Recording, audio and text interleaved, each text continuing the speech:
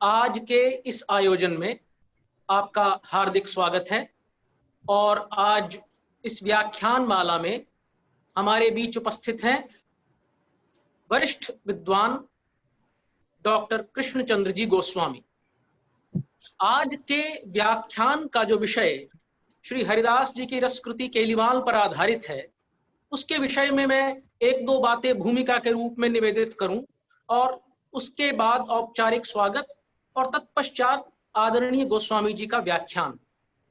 यह जो पिछले कुछ वर्षों में एकाएक स्वामी हरिदास जी के केलीमाल पर चर्चा बढ़ी है, उससे बहुत पहले 1960 के दशक में पहले डॉक्टर गोपाल दत्त जी का कार्य और डॉक्टर शरण बिहारी गोस्वामी जी का कार्य जब आया तो हिंदी अकादमिक जगत में सखी संप्रदाय और स्वामी हरिदास जी के कार्य की ओर सभी का ध्यान आकृष्ट हुआ। डॉक्टर शरण बिहारी जी गोस्वामी की थीसिस का टाइटल था कृष्ण भक्ति काव्य में सखी भाव और डॉक्टर गोपाल दत्त जी की थीसिस का टाइटल था स्वामी हरिदास जी का संप्रदाय और उसका वाणी साहित्य। डॉक्टर शरण बिहारी गोस्वामी जी ने अपने कार्य में डॉक्टर गोपाल दत्त जी के कार्य का काफी विस्तार से उल्लेख किया है और जहां जहां उनसे मतभेद हैं उनका भी स्पष्ट रूप से उल्लेख किया है। हालांकि तब तक डॉक्टर गोपाल दत्त जी की थीसिस प्रकाशित नहीं हुई थी औपचारिक रूप से, लेकिन डॉक्टर शरण बिहारी गोस्वामी जी ने उन प्रस्थापनाओं की भी बड़ी सटीक विवेचना और आलोचना प्रस्तुत की है। डॉक्टर शरण बिहारी गोस्वामी जी की जो थीसिस थी उसकी भूमिका हिंदी साहित्य के बहुत बड़े विद्वान डॉक्टर विजयेंद्र स्नातक जी ने लिखी थी। मैं डॉक्टर विजयेंद्र स्नातक जी की उस भूमिका से कुछ एक पंक्तियां आप सभी के सामने विनम्रता पूर्वक निवेदित करना चाहूंगा।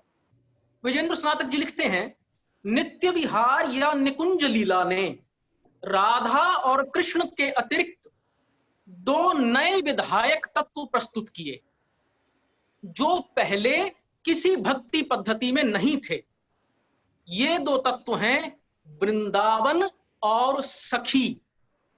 सखी या सहचरी से पहले गोपी का वर्णन था, किंतु गोपी भाव में वह भावना नहीं थी जो स्वामी हरिदास और हित हरिवंश जी की सखी या सहचरी में है। मेरे विचार में ये दो तीन पंक्तियां ये सिद्ध करने के लिए पर्याप्त हैं कि किस प्रकार हरित्रयी ने रस परंपरा ने भक्ति परंपरा के भीतर एक नया प्रस्थान लिया। हाल ही में आचार्य राजेंद्र रंजन चतुर्वेदी जी का जो केलीमाल विषयक कार्य IGNCA से प्रकाशित हुआ है, उसके बाद भी केलीमाल पर चर्चा एकाएक अकादमिक जगत में बढ़ी है। ब्रज संस्कृति शोध संस्थान के सचिव आदरणीय लक्ष्मी नारायण तिवारी जी से चर्चा के दौरान मुझे यह सूचना मिली कि आदरणीय डॉक्टर कृष्णचंद्र जी गोस्वामी रस निकुंज पत्रिका से भी संबद्ध रहे हैं और इस पत्रिका ने वृंदावन की रस परंपरा को समझने में एक बहुत महत्वपूर्ण भूमिका अदा की और आदरणीय डॉक्टर कृष्णचंद्र जी गोस्वामी उसी परंपरा के अधिकारी विद्वान हैं। लाला हरगुलाल जी बेरीवाले, प्रेमचंद जी गुप्त, ऐसे तमाम विद्वानों ने वृंदावन की रस परंपरा को समझने में हमारी सबकी मदद की है। मैं आशा करता हूं कि नित्य विहार, नित्य वृंदावन और हरिदास जी की केलीमाल ने जो हमें निगूढ़ अवधारणाएं दी हैं, उन निगूढ़ अवधारणाओं को समझने में आज हमें आदरणीय डॉक्टर कृष्णचंद्र गोस्वामी जी के व्याख्यान से निश्चय ही मदद मिलेगी और वे हमारे इस विषय में मार्गदर्शक सिद्ध होंगे। मैं निवेदन करूंगा इससे पहले कि हम आगे बढ़ें आदरणीय कनिका शर्मा जी से कि वो औपचारिक रूप से संस्थान की ओर से सभी प्रतिभागियों का और विशेष रूप से श्रद्धेय कृष्णचंद्र गोस्वामी जी का स्वागत करें। आदरणीय कनिका शर्मा जी। धन्यवाद अमन जी। राधे राधे। आज संस्कृति विमर्श ऑनलाइन व्याख्यान माला के अंतर्गत स्वामी हरिदास और रसकृति श्री केलीमाल विषय पर व्याख्यान में आप सभी का स्वागत है। मैं ब्रज संस्कृति शोध संस्थान श्री धाम गोदा विहार वृंदावन की ओर से आज के माननीय वक्ता और लब्ध प्रतिष्ठित विद्वान डॉक्टर कृष्णचंद्र जी गोस्वामी का हार्दिक स्वागत करती हूँ। डॉक्टर कृष्णचंद्र जी गोस्वामी ठाकुर श्री बांके बिहारी मंदिर वृंदावन के सेवा अधिकारी हैं। आप राजस्थान ब्रजभाषा अकादमी के पूर्व अध्यक्ष एवं MSJ गवर्नमेंट कॉलेज भरतपुर में हिंदी विभाग के पूर्व अध्यक्ष रहे हैं। आपका शोध कार्य वृंदावन की हरित्रयी, स्वामी हरिदास, श्री हित हरिवंश और श्री हरिराम व्यास के भक्ति सिद्धांतों और साहित्य के तुलनात्मक अध्ययन से संबद्ध रहा है। आप ब्रज संस्कृति शोध संस्थान के प्रत्येक आयोजन में हमारे अभिभावक संरक्षक के रूप में सर्वदा साथ रहे हैं। हम सभी सौभाग्यशाली हैं कि इतने महत्वपूर्ण विषय पर आज डॉक्टर कृष्ण चंद्र गोस्वामी जी को सुन पाएंगे। एक बार पुनः आप सभी का स्वागत है। जय जय श्री राधे। जय जय श्री राधे। आभार कनिका जी। अब मैं करबद्ध निवेदन करूंगा हमारे श्रद्धेय डॉक्टर कृष्णचंद्र जी गोस्वामी से कि वो विधिवत अपना व्याख्यान आरंभ करें और हमें अपने विचारों से अनुग्रहित करें। आदरणीय डॉक्टर कृष्णचंद्र जी गोस्वामी।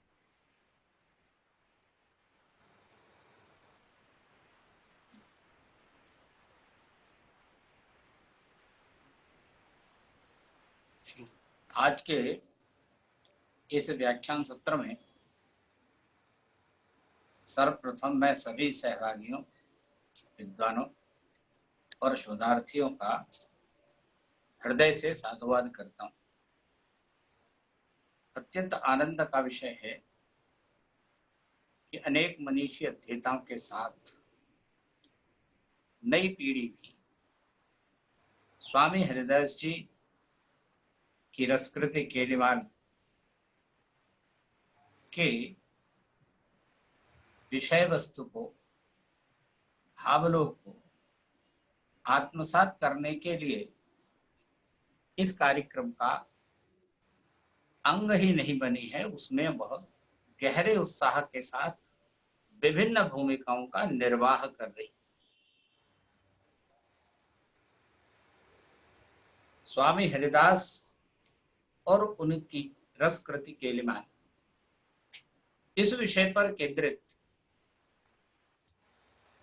आज के इस व्याख्यान में कुछ कहने से पूर्व सर्वप्रथम मैं ब्रज संस्कृत शोध संस्थान वृंदावन के सचिव और उनके सहयोगी सभी बंधुओं और भगिनियों का साधुवाद करता हूं कि उन्होंने इस आयोजन की कल्पना की। यह मेरा सौभाग्य है कि इस अत्यंत निगूढ़ विषय पर उन्होंने मुझ अकिंचन को वक्तव्य के लिए उपयुक्त समझा। स्वामी हरिदास का जो व्यक्तित्व है वह अत्यंत विलक्षण व्यक्तित्व है और उस व्यक्तित्व के संबंध में जब हम विचार करते हैं तो सखी भाव के विकास की हिंदी के अंदर जो एक पूरी की पूरी पृष्ठभूमि रही है, पहले वो अपने ध्यान में होनी चाहिए।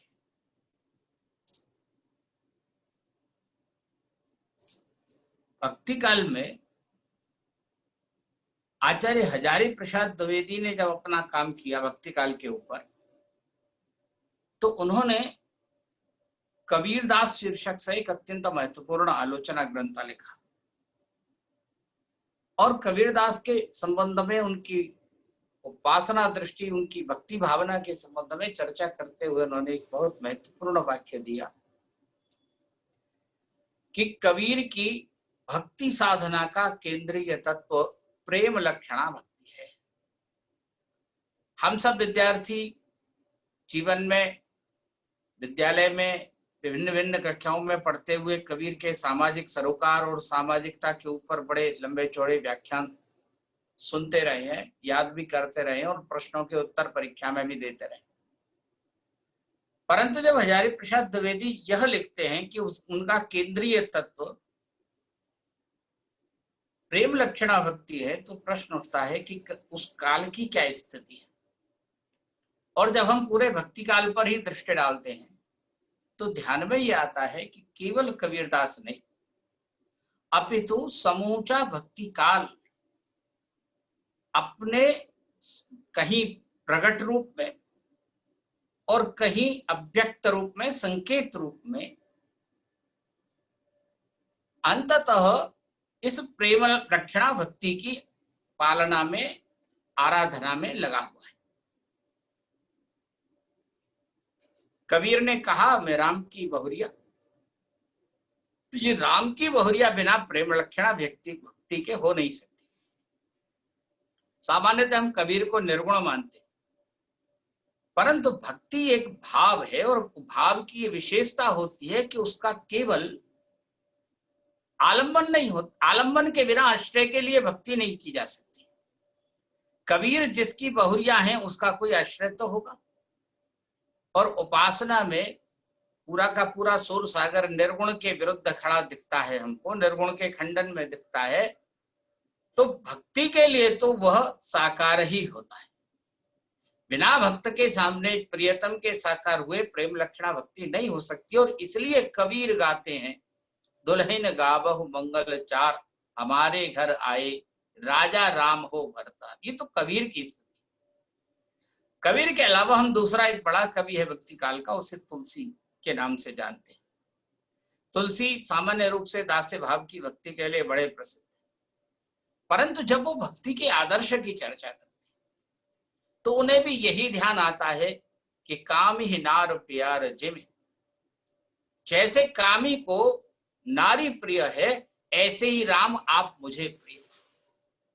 क्योंकि जो प्रेम की चरमावस्था है, परमोत्कर्ष है प्रेम का, वह बिना इस भाव के, इस प्रेम लक्षणा भक्ति को धारण करने की सामर्थ्य जो स्त्री तत्व में है वह पुरुष तत्व में नहीं।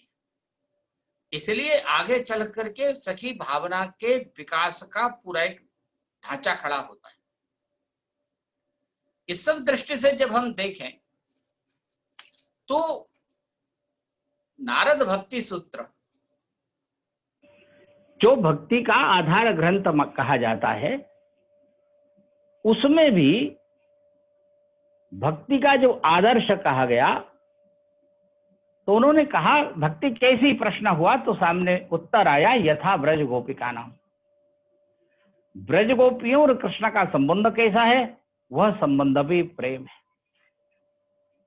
हम और आधुनिक काल के एक अत्यंत मूर्धन्य आलोचक आचार्य शुक्ल जी का यहाँ स्मरण कर लें। आचार्य शुक्ल जी का एक बड़ा प्रसिद्ध निबंध है श्रद्धा और भक्ति। चिंतामणि भाग 1 में यह अत्यंत महत्वपूर्ण उनका निबंध है। यहाँ उन्होंने श्रद्धा में तो श्रद्धा तत्व का विवेचन किया है, किंतु उसकी तुलना में जब भक्ति से श्रद्धा का पार्थक्य दिखाते हैं तो भक्ति भक्ति के नाते से विवेच्य नहीं बनती है, उसका विवेचन भक्ति के रूप में नहीं होता है। उसका विवेचन आचार्य शुक्ल प्रेम के रूप में करते हैं। आप उस पूरे निबंध को एक बार देखेंगे तो ध्यान में आएगा। और जब वो अगर भक्ति काल है तो इसका अर्थ ही यह है कि वह प्रेम का काल है। तो हजारे प्रसाद जी ने जो बात कही कि प्रेम लक्षणा भक्ति उस काल का कबीर का केंद्रीय है, मेरी समझ यह है कि वो केवल कबीर का केंद्रीय तत्व नहीं है, कबीर की उपासना भावना का केंद्रीय तत्व नहीं है, समूचे भक्ति काल के सभी साधकों की उपासना भावना का केंद्रीय तत्व प्रेम है, प्रेम लक्षणा भक्ति है। नारद भक्ति सूत्र ने यथा ब्रज गोपिका नाम कहा, पर ब्रज गोपियों की अपनी स्थिति कैसी है?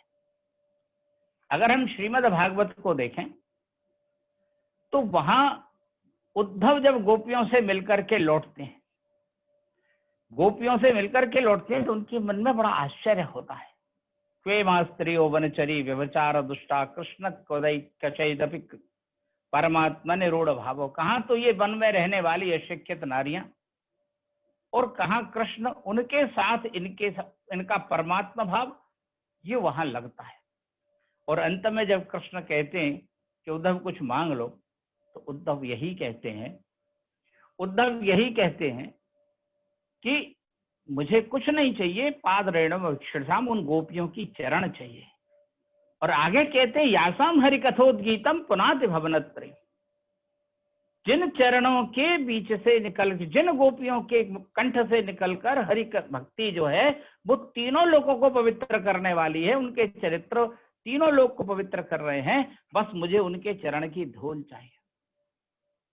बंधुओं, मुझे लगता है कि यह भक्त के रूप में गोपियों की पहली मान्यता भागवत में दिखाई देती है। उससे पहले तो खुद परीक्षित जो भागवत के मुख्य श्रोता हैं वही संदेह करते हैं कि गोपी भक्त हैं या नहीं। जब हम और आगे बढ़ते हैं इस सब प्रसंग को लेकर के, तो ये जो गोपियां हैं इनका एक रूप भागवत में, दूसरा जो रूप है वह भागवत के महाराज के प्रसंग में ध्यान में आता है, जहां गोपियों के बीच में से कृष्ण एक गोपी को लेकर के अंतर्धान हो जाते हैं। कृष्ण और गोपियों के प्रेम की ये कथा है, लोक में हाल की गाथा सत्सई में होकर के एक नया रूप धारण करती है और लोक जीवन में उनकी एक रसमयी सरिता बहने लगती है। हाल की सत्सई से चलकर यही सारा विषय जब जयदेव के हाथ में 12वीं 13वीं शताब्दी में पहुंचता है तो वो राधा और कृष्ण के प्रेम की कथा लिखते हैं। आचार्य शुक्ला ने, आचार्य हजारी प्रसाद द्विवेदी जी ने उसमें भी रेखांकित किया है कि जयदेव जिस प्रेम के प्रसंगों की चर्चा करते हैं, जिस खेल क्रीड़ा की चर्चा करते हैं, वह खेल क्रीड़ा वासंतिक रास की है। 15वीं शताब्दी विक्रम की में विद्यापति नाम के एक कवि मिथिला में हुए, दरभंगा मिथिला में, बिहार के सुदूर पूर्वोत्तर कोने पर, उनकी जो पदावली है उसमें फिर राधा और माधव का प्रेम प्रसंग हमारे सामने आता है, खेल क्रीड़ा सामने आती है। जब हम और आगे बढ़ते हैं तो भक्ति काल हमारे सामने होता है। भक्ति हमारे सामने, और इस भक्ति काल में जो भक्ति की भावना है उसमें कृष्ण के उपासना के भिन्न भिन्न क्षेत्र खड़े होते हैं। वल्लभाचार्य जी के यहाँ ब्रज गोपियां हैं पर राधा नहीं। ऐसा कहा जाता है कि उनके यहाँ स्वामिन्य अष्टक की रचना विठलनाथ जी गोस्वामी जी ने की और उसके बाद राधा उस संप्रदाय में अंग बनी। किंतु अष्टछाप के जो कवि थे, विशेष रूप से सूरदास, उनमें बाद में राधा हमें दिखाई। वल्लभ संप्रदाय के उपास्य नंदनंदन श्री कृष्ण, और सूरदास का सब पढ़ेंगे सुर सागर तो वहां भी आपको अति मलिन वृषभान दुलारी इत्यादि भिन्न भिन्न प्रकार के आपको पद आपको ध्यान में आएंगे। वह राधा कृष्ण प्रेम की एक पद्धति। दूसरा एक प्राचीन संप्रदाय चल रहा था निम्बार्क। उन्होंने भक्ति काल से पहले जो उनका दशश्लोकी के नाम से निम्बार्क की रचना है, उसकी जो वेदांत रत्न मंजूषा करके व्याख्या है, वहां राधा और कृष्ण की जो व्याख्या है वो लक्ष्मी और नारायण के रूप में ही वेदांत रत्न मंजूषा में की गई। उनमें दोनों में भेद नहीं। यही बात जयदेव में भी थी कि वो कृष्ण को माधव मानते हैं, विष्णु मानते हैं, मधु दैत्य की संहार। यही बात विद्यापति में भी थी, वो भी माधव ही मान के कृष्ण की साधना करते, और राधा वहां लक्ष्मी का अवतार, दोनों की। ऐसे स्थिति हमें निम्बार्क में मिली। लेकिन भक्ति काल में जो निम्बार्क संप्रदाय की पारंपरिक सोच की उपासना को लेकर के वो एक नया रूप धारण करती है। और भट्ट जी ने बड़े आनंद के साथ, बड़े उत्साह और उमंग के साथ गाया कि संतो से हमारे निषदिन वृंदावित विलासी। और आगे उन्होंने कहा कि कौन है, तो उत्तर दिया कि ये नंद नदन वृषभान नंदनी मूर्ति मधुर गोपाल। ये दोनों के दोनों नंद और ये वृषभान के पुत्र और पुत्रियां हैं। ये सब जो परिकर है कृष्ण भक्ति का, ये जो दो मार्ग हैं उपासना के, इसके अतिरिक्त भक्ति काल के बीच में हमें इन पारंपरिक धाराओं के अलावा भी एक प्रकार का नवोन्मेष वृंदावन में दिखाई देता। महाप्रभु चैतन्य वृंदावन पधारे और उनके बारे में, उनके मत के बारे में जो उनका एक संक्षिप्त सा सूत्र संकेत में कहे जाने वाला वाक्य है वो यही है, आराध्य भगवान ब्रजेश तनयो तद्धाम वृंदावनम लीला काचिदुपासना ब्रजवधू वर्गेण या कल्पिता। ये इस प्रकार से श्रीमद् भागवतम प्रमाण ममलम प्रेमापमर्थो महान श्री चैतन्य महाप्रभुर मतमिदम तत्रादरो नाम।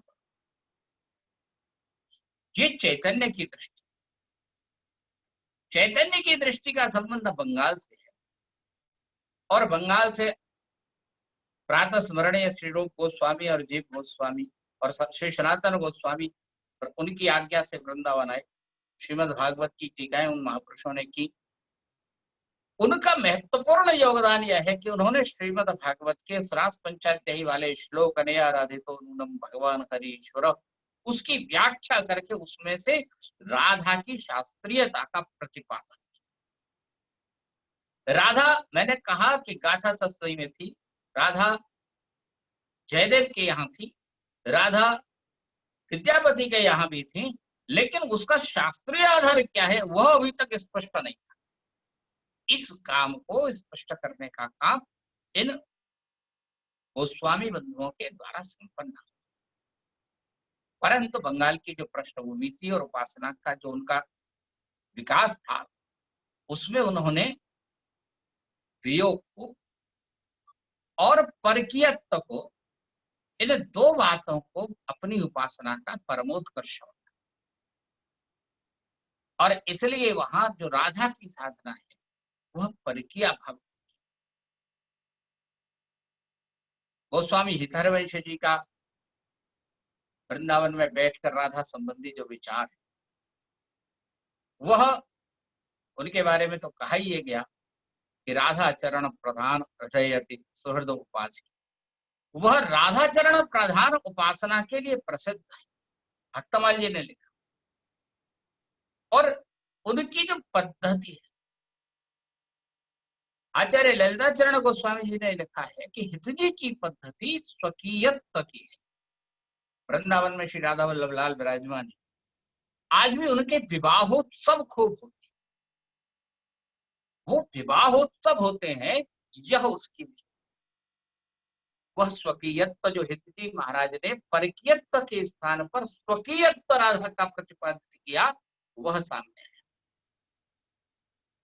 चैतन्य के मत में धारणा ये थी कि कृष्ण भगवान है, सब उनके भक्त हैं, भक्तों में सर्वोपरि राधिका है, राधा भाव महाभाव है, वह सबके लिए मान्य नहीं था। वो चैतन्य देव को वो राधा भाव आता था, बाकी सबको उन्होंने किंकरी मंजरी इत्यादि में रखा।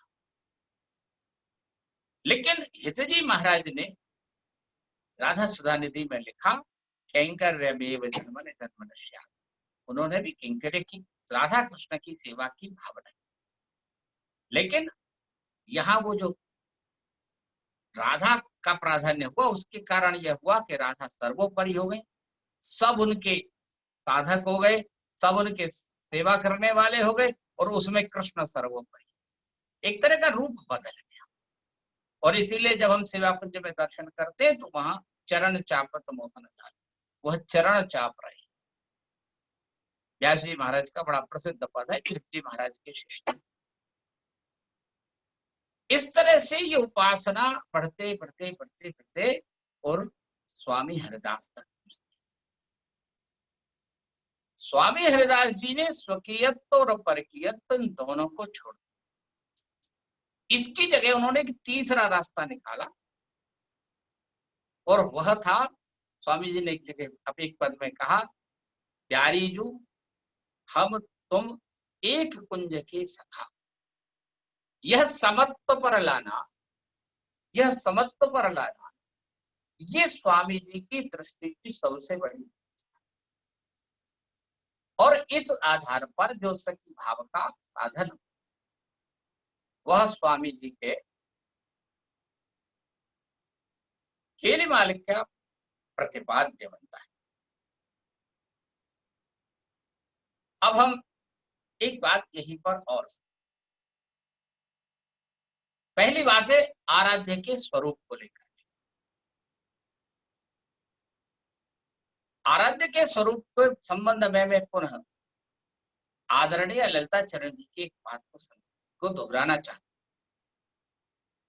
उन्होंने इस बात को कहा कि अगर हम राधा और कृष्ण के जन्म को नहीं मानेंगे तो केवल ऐश्वर्य अवशेष बचेगा और जो रस उपासना में ठीक नहीं। और यदि हम नित्य का ठाकुर अलग और ब्रज का ठाकुर अलग मानेंगे तो आराध्य तत्व का विभाजन हो जाएगा, वह साधना के लिए ठीक नहीं है। क्योंकि साधना का जो चरम विकास होता है उसमें वो एक ही तत्व सब में है। सिय राम में सब जग जानी, जैसे तुलसी में दिखाई देता है, वही रस साधना में भी वही तत्व सब में, सब उसी के अंदर समाहित है। यह उसकी चरमता जो है, यह उसका जो परम स्वीकृति है परम सत्ता के रूप में, वह रह जाती है। इसलिए उन्होंने उसका समर्थन किया कि जो हिज्जी महाराज ने राधा और कृष्ण के जन्मोत्सव की बधाइयां गाई हैं उस उद्देश्य में। हिज्जी महाराज के, मैंने कहा कि वो स्वकीयत्व का प्रतिपादन करते। आप देखिए कि हिज्जी के जो आराध्य, उनकी पदावली में हिज्जी के आराध्य राधा पति है। परंतु जब हम श्री स्वामी जी के बारे में इस संबंध में सोचते हैं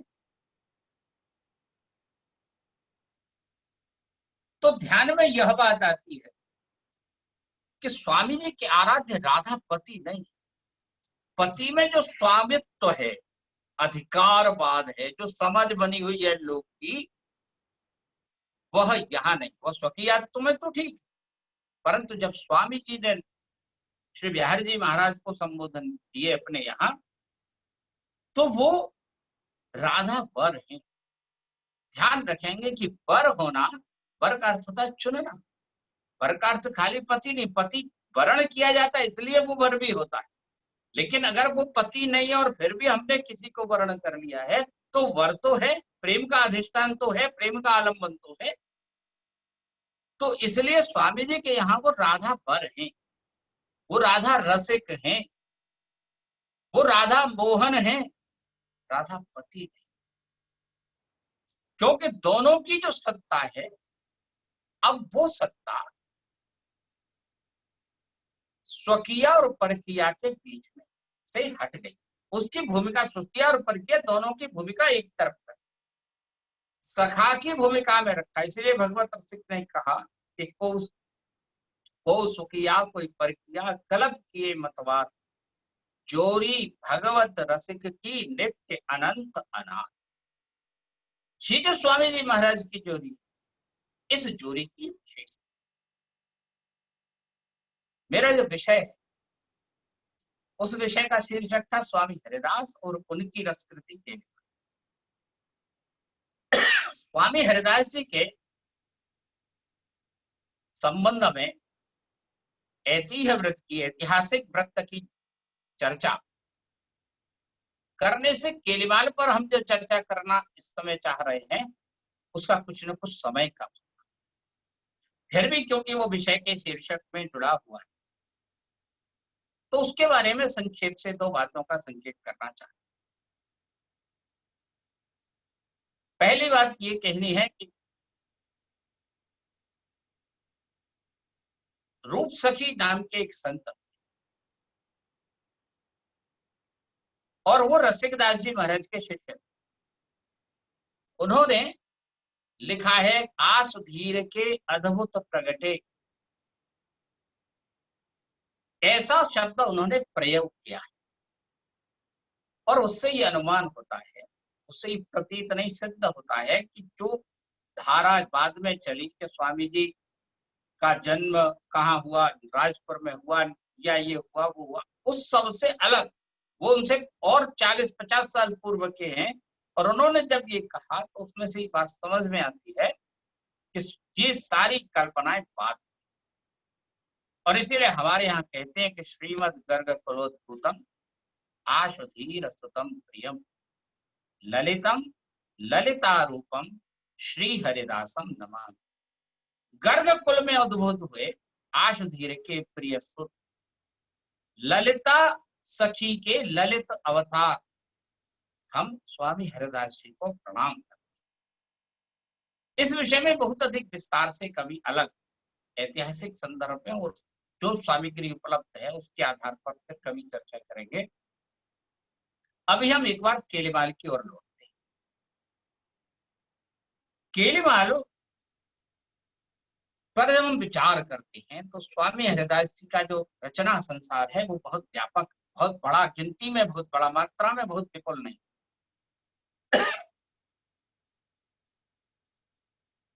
उनके रचना संसार में दो प्रतियां हमारे सामने, उनके 128 पद लब्ध हैं प्राचीन संकलनों में, वाणियों में।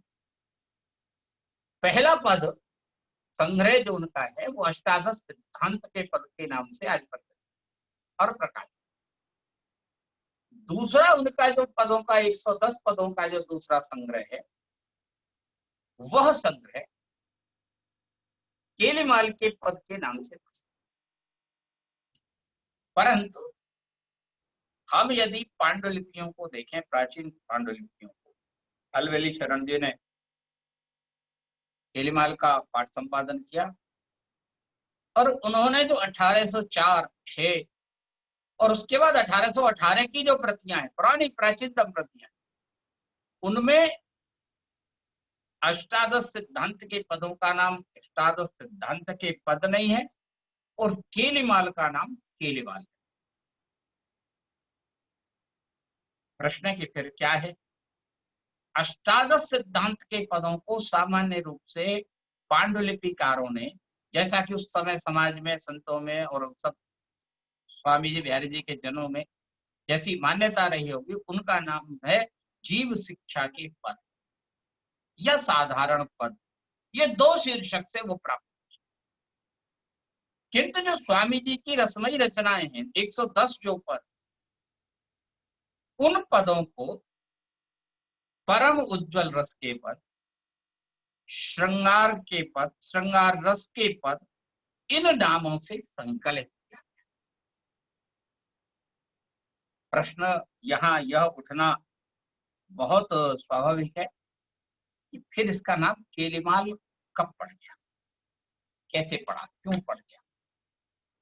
और जब हम इस सब की तरफ देखेंगे, सोचेंगे, तो ये बात आएगी कि जो केलीमाल पर टीका,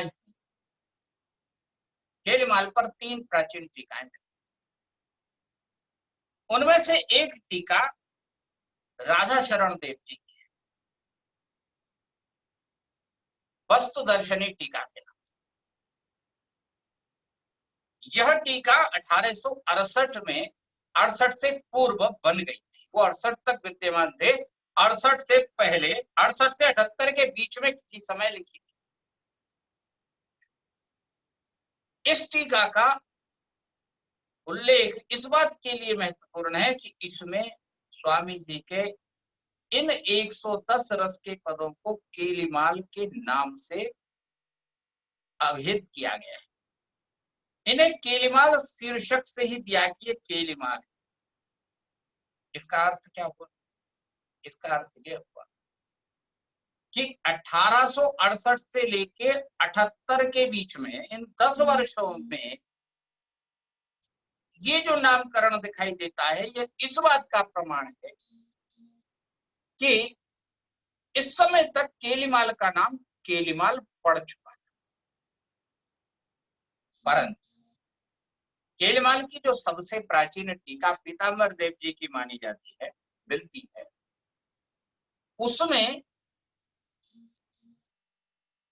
केलीमाल नाम नहीं है। उसमें जो है केलीमाल नाम नहीं है और उनका समय 1808 तक पीताम्बर देव विद्यमान थे। इसका अर्थ ये हुआ कि उन्होंने केलीमाल का जो नामकरण टीका किया और नाम वहां केलीमाल नहीं है, वो 1808 तक की स्थिति ये थी कि केलीमाल को केलीमाल नहीं कहा जाता।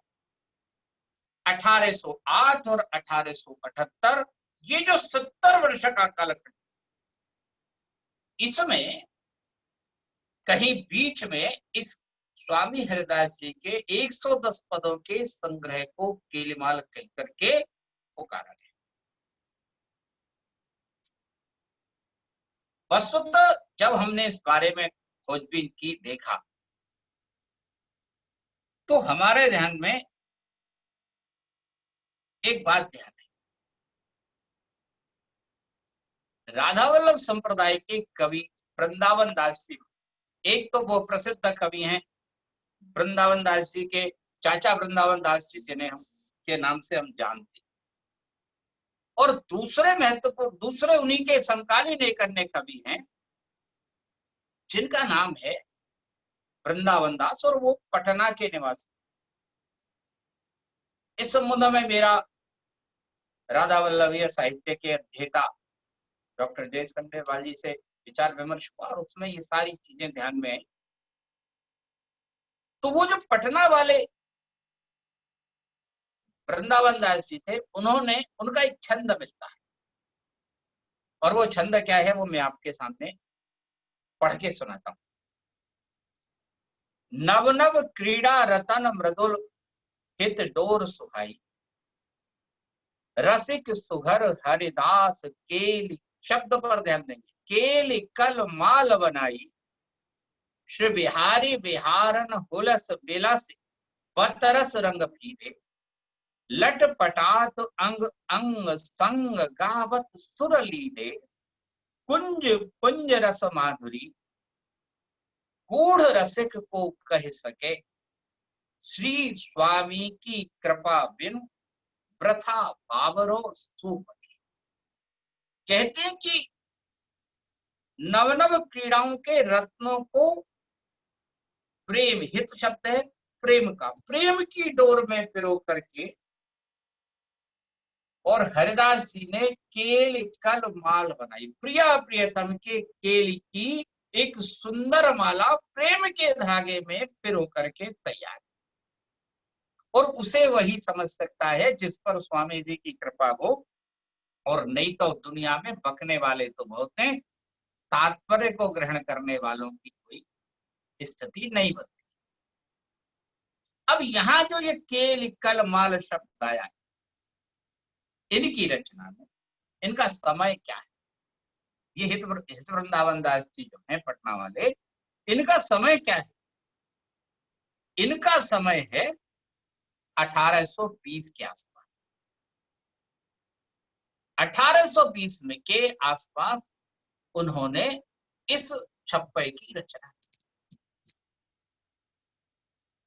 मेरा ऐसा विश्वास है, दूसरी घटनाओं को देख करके मैं ऐसा कह सकता हूं कि ये जो केल कल माल बनाई में केली और माल है, ये दोनों शब्द को मिला करके भगवत भक्तों ने, रसिकों ने, वृंदावन के रसिकों ने स्वामी जी की रचनाओं के संग्रह को केलीमाल का नाम है। आप कहेंगे ये क्या बात है? ये तो एक रचना बनी और इस आधार पर नाम ही हो गया। मैं आपके ध्यान में एक छोटा सा उदाहरण लाना है। मेरा शोध प्रबंध, मेरा परिचय देते हुए कहा गया कि मैंने हरित्रयी के ऊपर काम किया। ये जो हरित्रयी शब्द है, यह कोई पुराना शब्द नहीं, भक्तिकालीन शब्द नहीं, ये बिल्कुल आधुनिक कालीन शब्द। और किसने पहली बार प्रयोग किया, किसने इस शब्द का व्यवहार किया है? उनका नाम है डॉक्टर श्री वासुदेव गोस्वामी। उनका एक प्रसिद्ध ग्रंथ है हरिराम व्यास जी के ऊपर भक्त कवि कैसे, उन्होंने हरित्रयी शब्द। परंतु आप जरा परंपरा को देखेंगे तो व्यास जी की वाणी में स्वामी जी, हरिवंश जी और व्यास जी तीनों एक साथ नाम आए हैं अनेक स्थान।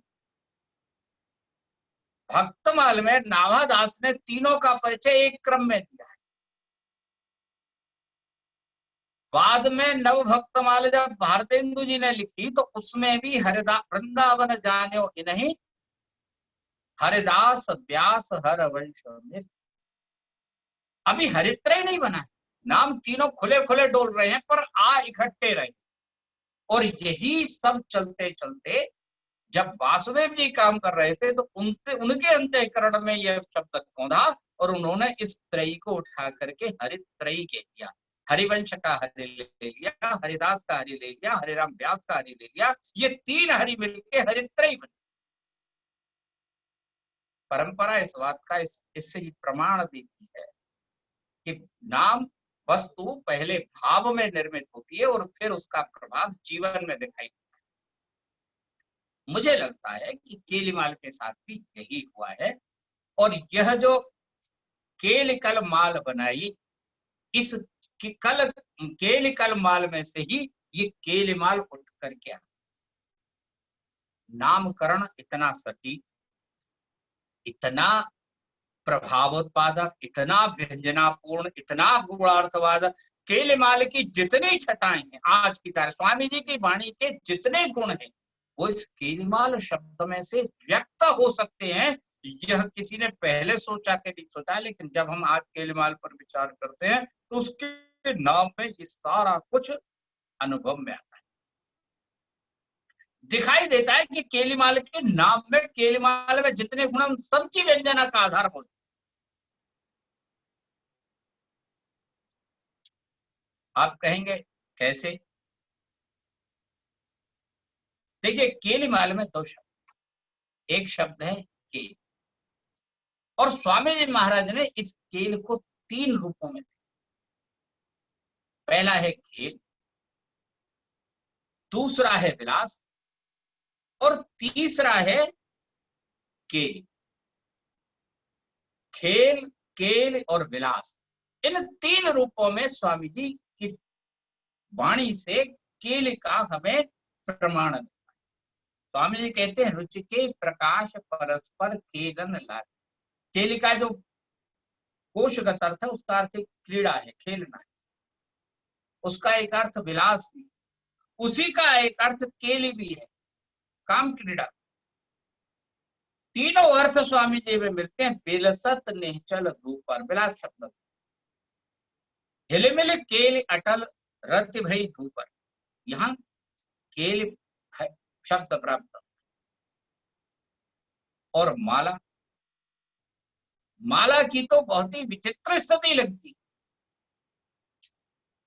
सामान्यतः हम जो जिसे माला कहते हैं, सुमरनी कहते हैं, जिससे बार बार भजन करते हैं, उसमें 108 दाने, 108 दाने भजन करने के लिए होते हैं।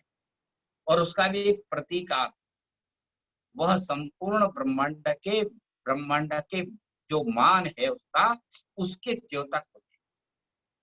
यह जो सृष्टि का मान है, गोल है, वृत्त है सृष्टि का, इसके अंश 108 कैसे हैं? उसे थोड़ा ज्योतिष का स्पर्श करेंगे तो समझ में आए। इसको ज्योतिष के आचार्यों ने 108 अंशों में बांट रखा है। ये संपूर्ण चराचर इसमें शामिल हो जाता है, इसलिए ये माला 108 रहती है सबके यहाँ भजन में सामान्य रूप। यो कोई छोटी माला बनाते होंगे भाई, अवांतरवाद। एक दाना सुमेरु कहलाता है जो इष्ट का प्रतिनिधित्व करता है। अब हम केलिमाल को देखें, ये कैसी माला है। केलिमाल की विशेषता यह है कि इसमें 108 और 109 दाने होने चाहिए, यहाँ 110 है। केलिमाल में 110 पद, 108 पद माला के हैं और 2 पद इष्ट के हैं, क्योंकि स्वामी जी का जो इष्ट है वो अकेला नहीं है। मायली सहज चोरी प्रगट भई, वो युगल पैदा होता है, युगल प्रकट होता है, युगल उसका प्रागट्य ही युगल होता है। और ऐसा है रंग की गौर श्याम घन दामिनी की, घन दामिनी की तरह है। घन और दामिनी अस्तित्व की दृष्टि से तो एक साथ ही है, दोनों को अलग अलग युग करके नहीं किया जा सकता है, लेकिन वो दोनों वैसे दोनों का दो नाम है, दो पहचान है, दो स्वरूप है, दो प्रभाव है, वो दोनों दिखाई। ऐसी ये युगल की उपासक के माला का जो सुमेरु है उसके लिए भी दो पद। ये सुमेरु के पद केलीमाल में कहा है? ध्यान देंगे तो पहला पद मायरी सहज जोरी प्रगट भई चुरंग की गौर श्याम घर नामिन जैसी। और दूसरा छोर 110वां पद जुग कवनी बैस किशोर दो ठाड़ भय कुंज से तन तन में बसत मन मन में लसत शोभा बाड़ी चहु दिस मानो दामिन प्रगट भई घन। ये जो दोनों पद हैं, ये दोनों पद सुमेरु स्थानीय पद। इस केलमाल की माला की विशेषता क्या है, जिसकी ओर वृंदावन दास जी ने संकेत किया कि प्रेम की डोर में बंधे हुए। माला की दो स्थिति, यदि माला पिरोली है और डोरा भी बंधा नहीं है, खुला हुआ है, तो एक इस छोर पर, एक इस छोर पर और एक इष्ट का स्थान इस छोर। दोनों के बीच में केल की लीलाएं हैं जो प्रेम के डोर से जुड़ी हुई, जिसकी ओर वृंदावन दास जी के छंद में संकेत। ये एक स्थिति, ये माला के, ये माला छोर वाली माला है, ये लर है, मोतियों की लर है, अभी माला नहीं बनी है, केवल लर है, परंतु इसमें वो प्रेम की लीला इधर से उधर निरंतर गतिमान। दूसरी, इन दोनों को मिला दिया, गांठ लग के एक हो गया, जुड़ गए, तो फिर वो सहज जुड़ी। फिर उनमें दोनों मिलके एक हो जाते हैं और वो घनता। आप केलीमाल के पहले पद को घनदामिनी में देखिए और अंत में तन तन में बसत मन मन में लसत, इस लसत शब्द को देखिए, मन रमा हुआ है, पूरी तरह से रंजित, ये दोनों मिलके एक। और ये एक होना जो है, यही श्री बिहारी देव महाराज का स्वरूप।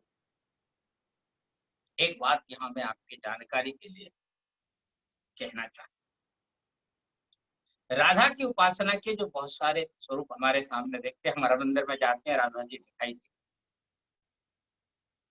परंतु राधा की उपासना दो प्रकार, एक पार्श्व स्थिता राधा, जहां कृष्ण का विग्रह मूर्ति होती है, उसके बगल में राधा रानी आपको खड़ी दिखाई देती है, आप देखते हैं हाँ ये राधा जी। और दूसरा होता है अंक स्थिता राधा, उसमें राधा की अलग विग्रह नहीं होती है, एक ही स्वरूप में राधा और कृष्ण दोनों का पूजन। हमारे यहाँ श्री बिहारी जी महाराज की जो सेवा परंपरा है, उसकी विशेषता है कि जब हम प्रातः काल और सायंकाल श्री बिहारी जी महाराज का अभिषेक स्नान इत्यादि कराते हैं और उसके बाद जब पूजन करते हैं, तो श्री जी महाराज का पूजन बिहारी जी महाराज के वक्ष स्थल में होता है। ये अंकिस्थिता राधा है, ये दामिनी है जो घन के भीतर हृदय में विराजित, उससे अलग उसकी कोई कल्पना नहीं। और इसीलिए ये समवेश, स्वामी जी ने कहा समवेश, ये जो विशेषता है, ये केलमाल की जो नामकरण के बाद केलमाल में जिन जिन तत्वों का प्रकाश रसिकों ने अनुभव किया, ये नाम उन पर ऐसा सटीक, ऐसा अर्थपूर्ण, ऐसा व्यंजनामय, ऐसा गूढ़ार्थमय बैठा कि सर्वत्र पुराने नाम श्रृंगार के रस, उज्ज्वल रस के पद, आज भी अलवेली शरण जी ने जो नया संस्करण निकाला है, उसमें पुराना वाणी के प्राचीन पाठ का अनुकरण करके वो पुराने नाम भी रखती है, लेकिन किसी को नहीं मालूम है पुराने नाम क्या है, वो केलीमाल है, प्रिया प्रियतम के केली। अब इस केलीमाल के बारे में बहुत विस्तार से कहूं तो इतना मेरे पास समय भी नहीं है, हो सकता है कि आपका कुछ समय अधिक भी लगे, कुछ हमें प्रारंभिक औपचारिकताओं में भी समय गया है। मैं आरंभ के 3-4 पदों की बात करके और इस बात को थोड़ा सा आपके ध्यान में लाना चाहिए। पहला पद, मायरी सहज चोरी प्रगट भई, चुरंग की गौर श्याम घन दामिनी। ये स्वामी जी के पहले पद की प्राथमिक। प्रथम हुति अबहु आगे हूं, रही है नटरी है देश। अंग अंग की उजराई सुघराई चतुराई सुंदरताए में, श्री हरदास के स्वामी श्यामा कुंज बिहारी सम पे। राधा और कृष्ण के बारे में जितनी पौराणिक कथाएं प्रचलित हैं, उसमें कोई राधा को बड़ी कहता है, कोई छोटी कहता है, कोई ऐसी कहता है, कोई बेटी। स्वामी जी ने साफ कहा, मायरी सहज छोटी प्रगट। सहज क्या है? सहज के दो, एक तो स्वाभाविक, ऐसे प्रेमी नहीं बाद में मिल गए, ये तो तत्व रूप में चिरंतन रूप में नित्य वर्तमान थे। प्रगट कौन होता है? प्रगट वो होता है जो नित्य विद्यमान है, पर्दा हट गया तो सामने आ। मायरी सहज, सहज का एक अर्थ है सहज रूप से, स्वाभाविक रूप से जो प्रेमी है, ऐसी ये जो। और दूसरा है सहजात, एक साथ प्रगट, इनमें कोई छोटा बड़ा ऊपर नीचे आगे पीछे नहीं। रंग की गौर श्याम और घन दामिनी का उपमान है। उपमान की विशेषता होती है कि वो सादृश्य पर निर्भर करता है। जैसे दामिनी और घन की सत्ता को हम अलग अलग नहीं कर सकते, केवल अनुभव कर सकते, अनुभवी के क्रम में ही है कि ये दो हैं, बस इतने ही ये स्वामी जी के द्वारा थे। तो प्रथम हुती अबहु आगे हुती, नित्यता का है, पहले भी थी आज समय जो है उसको इनको स्पर्श नहीं करना है। माया काल तहां नहीं जाती, ये वो स्थान। अंग अंग की उजराई सुघराई चतुराई सुंदरता है, ये सब प्रेम के सहयोगी वस्तु। सौंदर्य है, चातुर्य है, उज्ज्वलता है, प्रकाश है, उत्साह है, उमंग है, यह सब उस प्रेम लीला के संपन्न होने के सहयोगी तत्व है। और श्री हरिदास के स्वामी कौन है? श्यामा खुद, श्यामा षोडशी, सम वयस, ये समान रूप से, समान आयु के, समान रूप से निरंतर केलिरत रहते हैं। ये पहला। इसमें स्वामी जी की साधना के सारे बात, मुख्य मुख्य कुछ बिंदु आ गए। ये नित्य हैं, इनका जन्म नहीं हुआ है, प्रकट हुए हैं, ये दो नहीं है, अद्वय युगल हैं, कहने कोई दो हैं वैसे।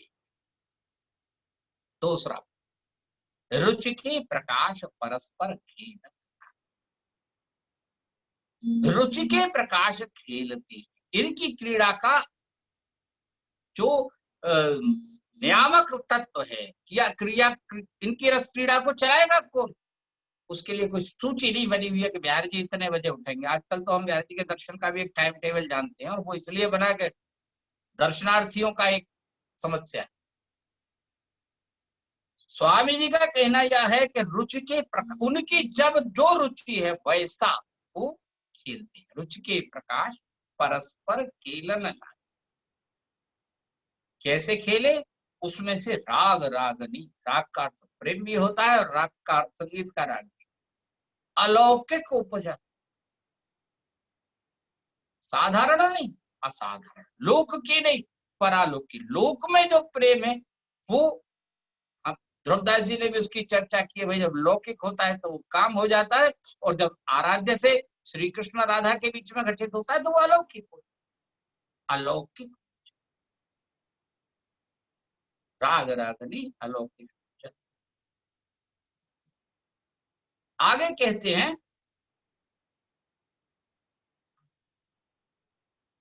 नृत्य संगीत अलग लाग, राग ही के रंग में रंग। राग माने प्रेम भी है, जिससे अनुराग शब्द बना है। राग के रंग में रंगे, रंग के समुद्र में ये दो झागे, झाग होता भी है और धाग नहीं भी होता है। प्रेम के समुद्र में ये दो भी हैं और दो नहीं भी हैं। उसी में बैठ जाते, जैसे समुद्र में झाग बना और समुद्र में ही उसी में मिला रहा, केवल लीला की, और फिर समुद्र के का अंग हो जाता है। इनमें केवल लीला के लिए दो हैं, लीला भर के लिए समुद्र के झाग की तरह दो हैं, वस्तुतः ये समुद्र से अभिन्न है। एक ही रस है, समुद्र रस है। रसनिधि कहा जाता है समुद्र को, जलनिधि कहा जाता है। वो रस के समुद्र में से केवल झाग की तरह दो दिखते हैं लीला करते वक्त, फिर एक रस हो जाते हैं, फिर उनमें कोई भेद नहीं। श्री हरदास के स्वामी श्यामा कुंज बिहारी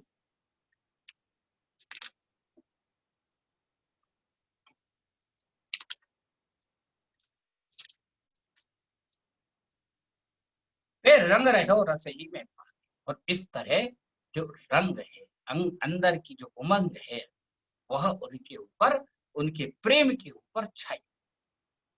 तीसरा पद, ये दोनों पद प्रिया प्रीतम के स्वरूप और नित्य विहार के स्वरूप को लेकर। तीसरा पद स्वामी जी की उपासना में साधक की क्या भूमिका है, उसे लेकर के स्वामी जी कहते हैं, ऐसे ही देखत रहो जन्म सफल कर मान, प्यारे की भांति भांति जू के प्राण प्यारे जुगल किशोरे, छिन न टरूं पल हो न इतो रहो एक ही तानो, श्री हरदास के स्वामी श्यामा कुंज बिहारी मन। ऐसे ही देखत हो, कैसे? वो जो अभी ऊपर बताया, रंग के समुद्र में ये दो झाग, श्री हरदास के स्वामी श्यामा रस ही में पान, ये जो स्थिति है ऐसे ही देखा, इसमें कभी विराम नहीं हो, अंतराल नहीं आए, कोई व्यवधान नहीं हो, ऐसे ही देखा। फिर कहते हैं,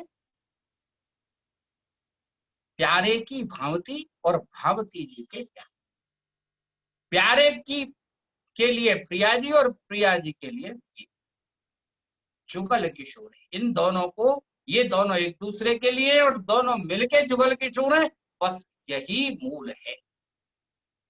छिन न टरूं पल हो न तो रहो एक ही तान, और इन्हें एक तान होकर अपने निर्निवेश भाव से, निर्निवेश दृष्टि से देखता रहूं, बस यही एक कविता है। श्री हरदास के स्वामी श्यामा कुंज बिहारी मन, ये मन उनमें लगा दूं, इस मन को उनकी इस रस लीला में मेरा हमेशा लगा रहे, अर्पित रहे, ये स्वामी। चौथा पद, और जोरी विचित्र बनाई, काहू मन के हरण, चितवत दृष्ट डरत नहीं, कितु मन वच क्रम संग या हरण, जो घन दामिन संग रहत बिछुरत नाहिन और वरन, श्री हरदास के स्वामी श्यामा कुंज बिहारी न डर, चोरी विचित्र बनाई। देखिए, प्राकट्य हो गया। प्राकट्य कैसा हुआ था? एक सहज संवेश, कोई भेद ही नहीं, गंधा में जैसे, परंतु लीला के लिए तो होना पड़ा। तो ठाकुर ने अपने को जोड़ी में व्यक्त कर दिया। हम उपनिषद के वाक्यों को सुनते रहे, रसो वैसा, वह रसरूप था। सो तृतीयम इच्छा, उसने दूसरे की इच्छा की, द्विधाभूत पति पत्नी च अभवत्, वो और अपने आप को दो में विभक्त करके वो पति और पत्नी दो रूप में व्यक्त हो गया। ये उपनिषद का ज्ञान है, उपनिषद की वाणी। स्वामी जी भी कह रहे हैं कि जो एक था वही लीला के लिए चोरी विचित्र बनाई। ये विचित्र क्या है? सामान्यतः कोई ऐसी चीज होती है जिसे देखकर हम चौंकते, कहते हैं क्या विचित्र चीज बात बता रहे हो, परंतु ये विचित्र वह है, ऐसी सुंदर चोरी जिसको किसी जिसके रूप की किसी चित्र में अवतारणा, कल्पना ही ना हो सके, सब कल्पनातीत है वह विचित्र, जिसका चित्र ही न बनाया जा सके, ऐसी विचित्र है। यह ऐसी विशिष्ट चित्र वाली है जिसकी कल्पना करना मुश्किल है। ऐसे ही देख सकता हूँ, जन्म सफल, बस देखता ही रह जाऊं, वक्त समझ में नहीं आगे क्या कर। चितवत दृष्टि टरत नहीं, तो मन वच क्रम, मन वाणी और कर्म संग या ही धर्म। इस रूप का मैं दर्शन करता रहूं, यही अपने अंदर अंतःकरण को, हृदय को भरता रहूं, बस। ज्यों घन दामिन संग रहत नित, अलग अलग किए ही नहीं जा सकते, बिछुड़त नहीं, बिछुड़ते ही नहीं है। और वरण श्री हरदास के स्वामी श्यामा कुंज बिहारी डटर। ये जो 4 पद है, ये लीला के पद नहीं है, ये सीधे सीधे हरदासी उपासना के ब्लूप्रिंट, हरदासी उपासना का पूरा सूत्रबद्ध, सारे सूत्र इसमें आ गए। बाकी सारी परंपरा की वाणी इन्हीं की व्याख्या में। एक बात ध्यान रखें, स्वामी जी बार बार कहते हैं न ठहरन, प्रथम होती, अब हूं, आगे हूं, हमेशा थी, कभी नहीं। क्यों? क्योंकि ये नित्य विहारी, इसीलिए बिहारी जी का एक नाम नित्य बिहारी। स्वामी जी के पदों में आप देखेंगे, ऐसी नित्य बिहारी, बिहारी लाल संग, ऐसी नित्य बिहारी लाल संग रस क्रीड़ा में दिखाई देती। अब एक बात, उसके बिना ये पूरा सिस्टम समझ में नहीं है। मैंने आपको आगे पहले संप्रदायों के भिन्न भिन्न दृष्टिकोणों की सूत्र में बहुत संक्षेप में चर्चा की, कोई बहुत व्यवस्थित चर्चा नहीं थी, पर नाम संकेत भर किया। देखिए क्या है कि मेरी समझ यह है कि मूलतः आराध्य तो वही जो हमें परंपरा से प्राप्त है, राधा कृष्ण की, परंतु भक्ति काल उस प्रेम की छांट का काल है, उसके तराशने का काल। और उसकी तराश जैसे पहले परकिया की बात थी, उसकी तराश समय स्वकिया में दिखाई दी, और उसके बाद ये सब दिखाई दिया। तो उसमें एक महत्वपूर्ण तराश है ब्रज की और निकुंज। स्वामी हरिदास जी की जो केलीमान और अन्य सारे भक्तों की जो वाणियां हैं, चाहे वो किसी संप्रदाय से जुड़े हुए हों, एक बड़ा अंतर यह है कि उसमें ब्रज लीला परक, ब्रज लीला के आशयों को संकेतित करने वाले, संदर्भित करने वाले राधा कृष्ण के जो नाम है, उनका स्वामी जी की केलीमाला में उपयोग नहीं हुआ है। न वो गिरधारी हैं, न वो मदन मोहन है, न वो कंस निकंदन है, न वो केशी मर्दन है, न वो काली मर्दन है। वो कुछ, इनमें से कुछ भी नहीं है। न वासुदेव है, न वत्सुदन है, न माधव है, कुछ नहीं। स्वामी जी ने उनके जो नामकरण की सूची बनाई है, वो बड़ी अद्भुत है। उनके नाम कैसे हैं? वो छबीले छबीली हैं, प्यारो प्यारी हैं, प्रिया प्रिय हैं, बिहारी बिहारिन हैं, श्यामा श्याम हैं, रंगीलो रंगीली हैं, लाड़लो लाड़ली हैं, कुंज बिहारिन कुंज बिहारी हैं। ये सब आप कहेंगे ये कैसे नाम? इनमें किसी भी ब्रज लीला के संदर्भ का आपको ध्यान नहीं आएगा। ये जो ब्रज और निकुंज का भेद, ये प्रेम की तलाश में हुआ है। अगर ब्रज में रहेगा तो ब्रज के और बहुत से काम है, केसी मर्दन भी करना पड़ेगा, काली भी नाचना पड़ेगा, कंस को भी मारना पड़ेगा, फिर ब्रज से जाना भी पड़ेगा। फिर वो सूरदास का बड़ा बड़ा भ्रमर गीत नाम का बहुत बड़ा सागर, जिस दिन बरसत रेन हमारे, वो सब भी इसी में आएगा, जाएगा कहाँ? अगर ब्रज में रहेगा तो वो सब रहेगा। यदि महाराज ने लिखा पास पास वृषभानंदनी बिलपत विपन अति, क्योंकि वहां ठाकुर और ठकुरानी दोनों वही है, ब्रजेंद्र और वृषभानंद। ब्रज नव तरणी कदम मुकुट श्यामा। स्वामी जी के यहाँ ये ब्रजनव तरुण कदम मुकुट नहीं, यहाँ सहचरी गण है, वो सेवा में है, वो उपासना में है, वही साधक की। इसका असर क्या पड़ता है? आप कहेंगे ये कैसी बात? ये असल में प्रेम की छांट है। इसे अगर एक उदाहरण से समझें तो यूं समझ, एक व्यक्ति होता है, वह किसी का पुत्र होता है, किसी का पिता होता है, किसी का पति होता है, किसी का भाई होता है, किसी का मामा होता है, किसी का भांजा होता है। आदमी तो एक ही है, परंतु हर व्यक्ति उसे अपने अपने भाव संबंध के अनुसार संबोधित।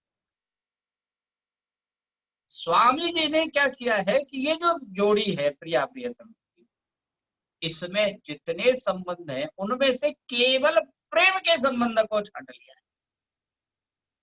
बाकी वो नंद नंदन है कि नहीं, वृषभानंदनी है कि नहीं, गोपाल है कि नहीं, मुरारी है कि नहीं, गिरधारी है कि नहीं, कोई लेना ही देना।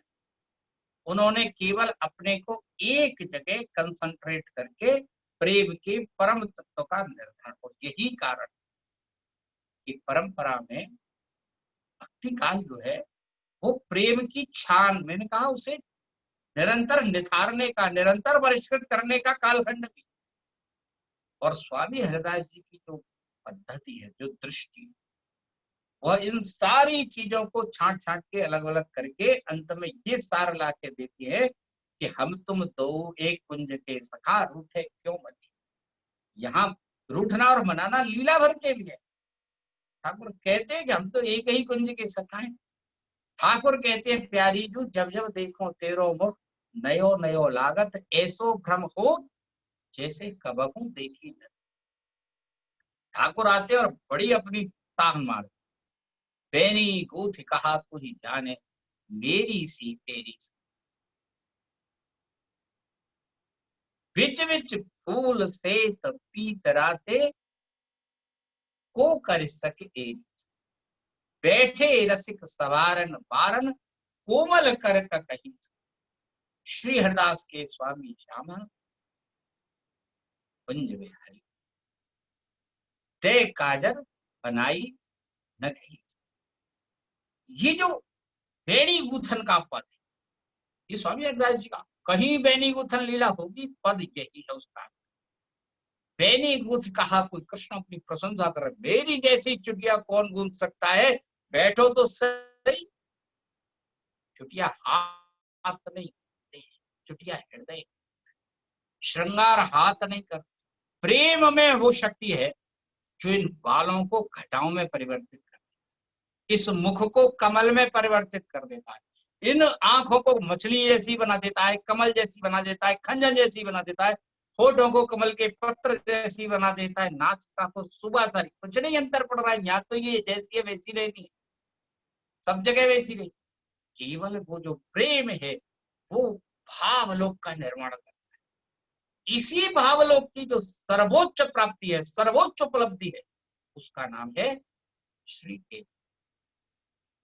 यहां ठाकुर कहते हैं जब जब देखो तेरो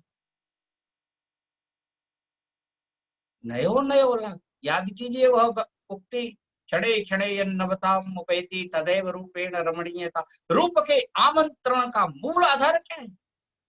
जब जब देखो तेरो नयो। अगर नवीनता का भाव खत्म होगा, अनुभव खत्म हो गया है, तो फिर रूप में आकर्षण ही नहीं बचेगा, बासी होता है।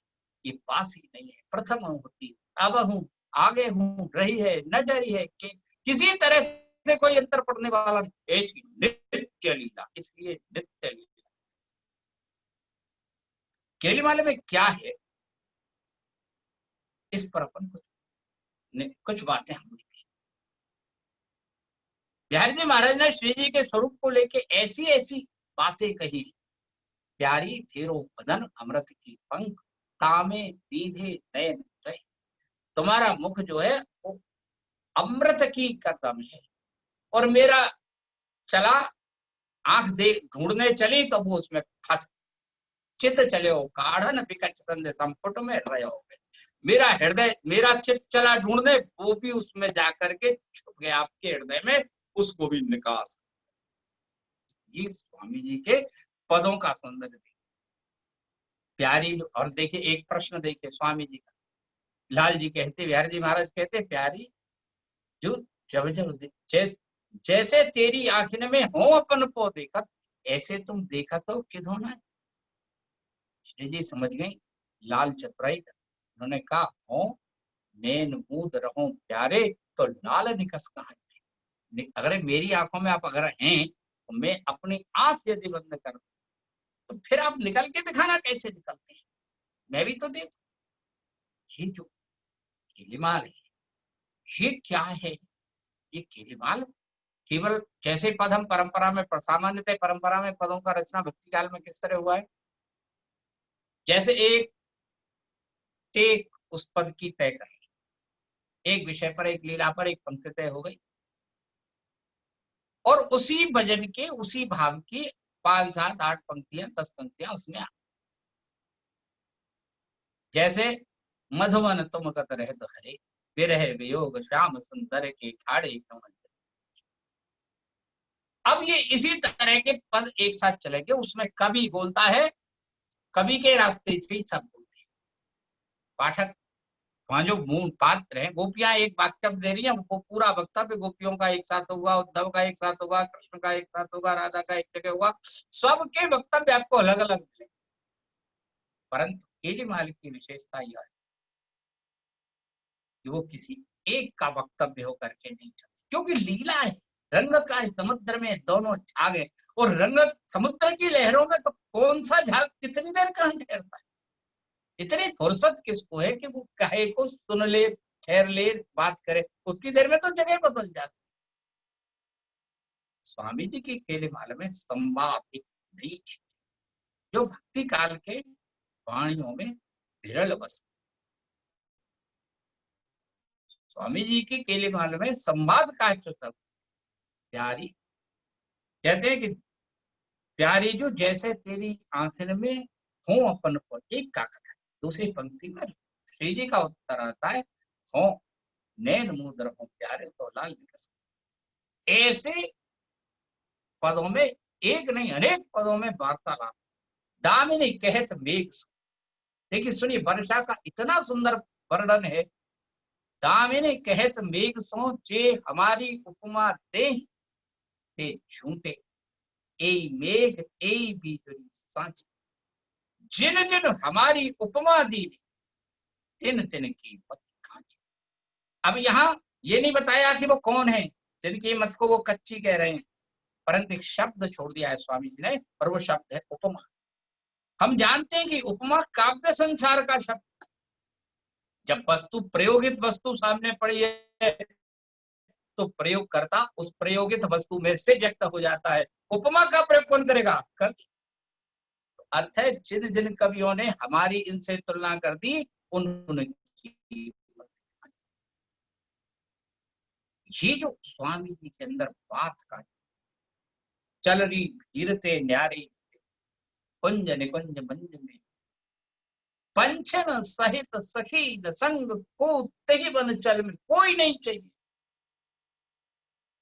यह इसमें दिखाई केलीमाल। सखी की भूमिका, उपासक की भूमिका क्या है? देखिए, बड़ी कठिन परिस्थितियों के बीच में भक्ति आंदोलन खड़ा हुआ है। उससे पहले सिद्धों का और उन सबका कापालियों का और तमाम तरह का काल था, जो तमाम तरह के जो साधनाएं थी उनसे जुड़े हुए थे।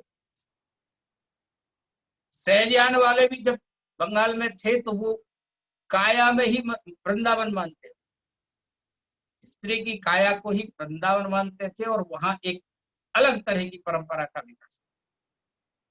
परंतु जब ब्रज में इस सब का विकास हुआ तो इस सब की चिंता हुई कि समाज के चरित्र की भी रक्षा करनी है, साधना भी करनी है, ये दोनों को मिलाना नहीं।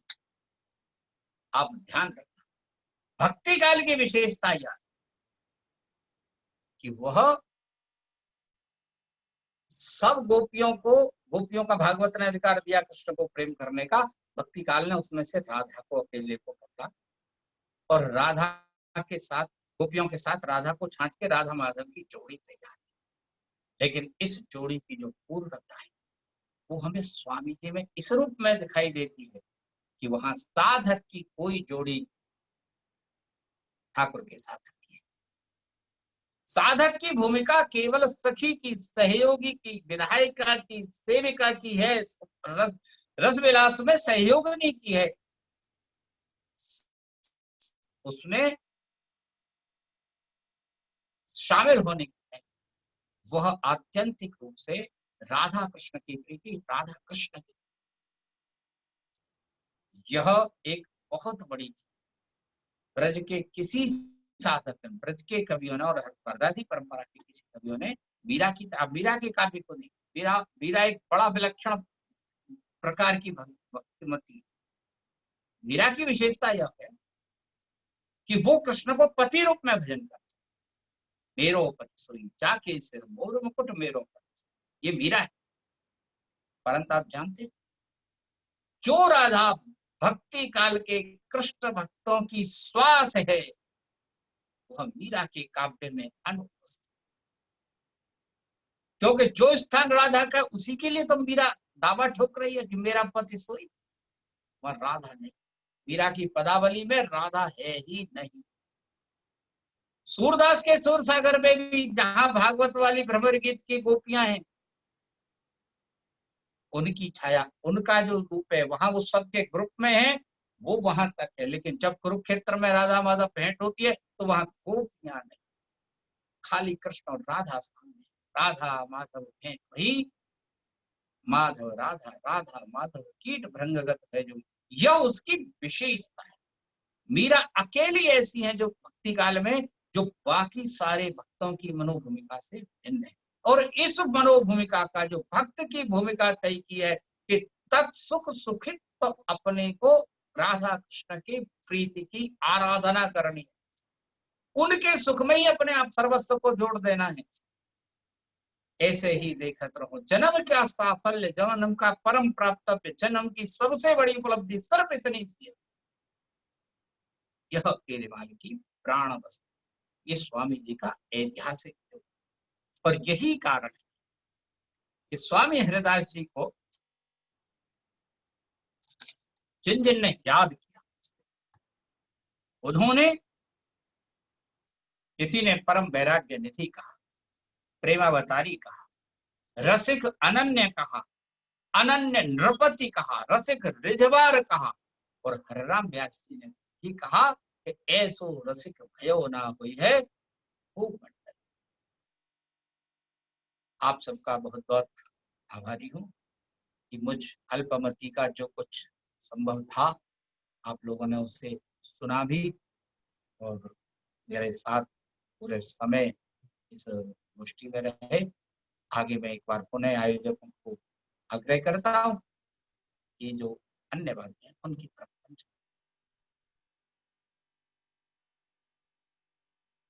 बहुत बहुत आभार आदरणीय डॉक्टर श्री कृष्णचंद्र जी गोस्वामी जी का, जिन्होंने इतने सुंदर वक्तव्य से हम सभी को लाभान्वित किया, अपने आशीर्वचनों से हमारे हृदय को प्रेम रस में भिगो दिया।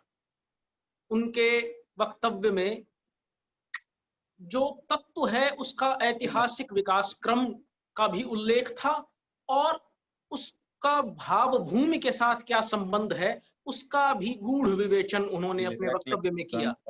न जाने कितने ही बिंदु हम सबको इस वक्तव्य से मिले होंगे, और हम सभी इस समय उस रस के अंदर डूबे हुए हैं, इसलिए अधिक कहना इस समय उचित नहीं होगा। और इससे पहले कि हम आगे बढ़ें, मेरा निवेदन है आदरणीय आचार्य गोस्वामी जी से कि कुछ प्रश्न हमारे पास मैसेज रूप में आए थे, और 2 प्रश्नों का जिक्र उनसे पहले बातचीत में हुआ भी था। उनमें से एक जिन्होंने प्रश्न पूछा, आदरणीय ब्रजेंद्र कुमार जी सिंघल संभवतः इस समय हमारे साथ हैं। पितांगी जी, क्या ब्रजेंद्र कुमार जी सिंघल को अनम्यूट किया जा सकता है? जी जरूर, 2 मिनट में उन्हें अनम्यूट कर देती हूँ। और कृष्णचंद्र जी गोस्वामी साहब विषय के अधीत विद्वान हैं, उन्होंने अपना विषय बहुत अच्छे ढंग से रखा, और प्रश्न करने जैसी चीज़ें बहुत उसमें बची नहीं है। उन्होंने अपने विषय को बहुत अच्छे ढंग से स्पष्ट किया है। बीच बीच में कोई श्याम चरण दास जी संत हैं या कोई विद्वान है, वो बार बार इसमें जो है वो अपने प्रश्न डाल रहे थे, और शायद उन्होंने एक बार अपना कैप्शन भी डाला कि भाई या तो आप अपना भाषण बंद कर दो, हमको बीच में बोलने दो। तो मेरे को ऐसा लग रहा है कि या तो वो बहुत एग्रेसिव है अपनी बात कहने में, या उनकी कुछ बातें बहुत ज़्यादा वजनदार हैं, या वो मतलब कोई संत हैं कि मतलब उनको हर चीज़ के ऊपर में कुछ ना कुछ कहना है। तो मैं चाहूँगा कि एक बार हम शास्त्र गोस्वामी साहब की तो बातें हमने सुनी ली है, एक बार यदि आप हम उनको श्याम चरण दास जी को सुने तो हो सकता है हमको कुछ नई चीज मिले या कुछ उसमें और डिस्कशन करने के लिए मौका मिले और गोस्वामी जी उसका कुछ थोड़ा समाधान दें। मैं अपनी बात को ज्यादा कहूँ उससे ज्यादा अच्छा है कि वो जो बार बार अपनी बातें कह रहे थे उनकी बातें हम सुने तो ज्यादा बेटर होगा। इस समय सर मैं उनको स्क्रीन पर नहीं देख पा रहा हूं, तो सर आप अपना वक्तव्य कहें। हाँ, तो वो कारण ये कि वो बार बार उस विषय को उठा रहे थे और मेरे को लगता है 5-7 बार उन्होंने सवाल उठाए थे। तो एक बार यदि वो कहीं मिल जाए तो उनको ढूंढे आप। वो बार बार उत्सुक हो रहे थे अपनी बात। नहीं सर, वो आयोजन का चूंकि समय अब समाप्त होने वाला है, तो मैं चाहूंगा कि आप अपना प्रश्न हाँ कहें। चलिए, मेरा तो केवल इतना ही कहना इसमें ये है कि केलीमाल की जैसे जो उन्होंने 110 पदों की व्याख्या की कि भाई वो 2 सुमेरु हैं, 8 उसमें जो माला के रूप में है, वो बड़ी अच्छी व्याख्या है। मेरे को बड़ा अच्छा भी लगा और एक उन्होंने उस चीज को बड़े ढंग से उस बात को कहा। और मैं ये चाह रहा था कि मतलब इस विषय को थोड़ा सा ऐतिहासिक दृष्टि से यहाँ पर वो ला नहीं सके, उसको कभी या तो कभी हम पूरा एक सत्र रखें उनका। तो ऐतिहासिक पक्ष सुनने का मेरा मन बहुत उत्सुक है कि हम जो है हरिदासी परंपरा को ऐतिहासिक दृष्टि से कहीं न कहीं पर लाएं और उस पक्ष को हम सुने कि वो किस तरह से मतलब उन्होंने थोड़े थोड़े सूत्र जरूर दिए, लेकिन उस सूत्रों से बहुत कुछ स्पष्टता आ नहीं रही अभी भी। तो मैं ये चाह रहा हूँ कि मतलब वो ब्रज में आकर के हरिदास जी को किस तरह प्रेरणा मिली कि वो उसको सखी भाव को या सखा भाव जैसे उन्होंने स्पष्ट किया वो ला सके। उन्होंने स्वकीयात्व को छोड़ दिया, परकीय भाव को छोड़ दिया, स्वकीय भाव को छोड़ दिया, सखा भाव को ले आए वो। तो आखिर वो उनको कहाँ से प्रेरणा मिली, कैसे वो उस चीज को लाए? क्या उनमें कुछ नया करने क्या उमंग था या कुछ नई चीज लाने की उनमें भावना थी या उन दोनों चीजों को नया ला करके उसको करना था? किस तरह आखिर मतलब वो चीज आई, उसका कोई परिप्रेक्ष्य कुछ हो या कुछ इस तरह का कुछ उसका डेवलपमेंट कैसे हुआ? क्योंकि उनके सामने जो है हितरवंश गोस्वामी थे, उनके यहाँ पर जो है स्वकीयात्व भी नहीं था, शायद परिक्यात्व वह भी वहां पर नहीं था, परकीय भाव भी नहीं, परकीय भाव तो गौड़ियाओं में था लेकिन स्वकीय भाव वहां पर भी नहीं था। तो आखिरकार ये जो सखी भाव या सखा भाव आया वो कैसे आया, उस चीज की मतलब मेरी जिज्ञासा थी और वो जिज्ञासा भी है और मैं उसको थोड़ा चाहूंगा कि गोस्वामी जी यदि स्पष्ट कर दें तो ज्यादा अच्छा होगा। बहुत बहुत आपको सादर प्रणाम आदरणीय सिंघल साहब। इस विषय को मैंने थोड़ा सा स्पर्श किया था।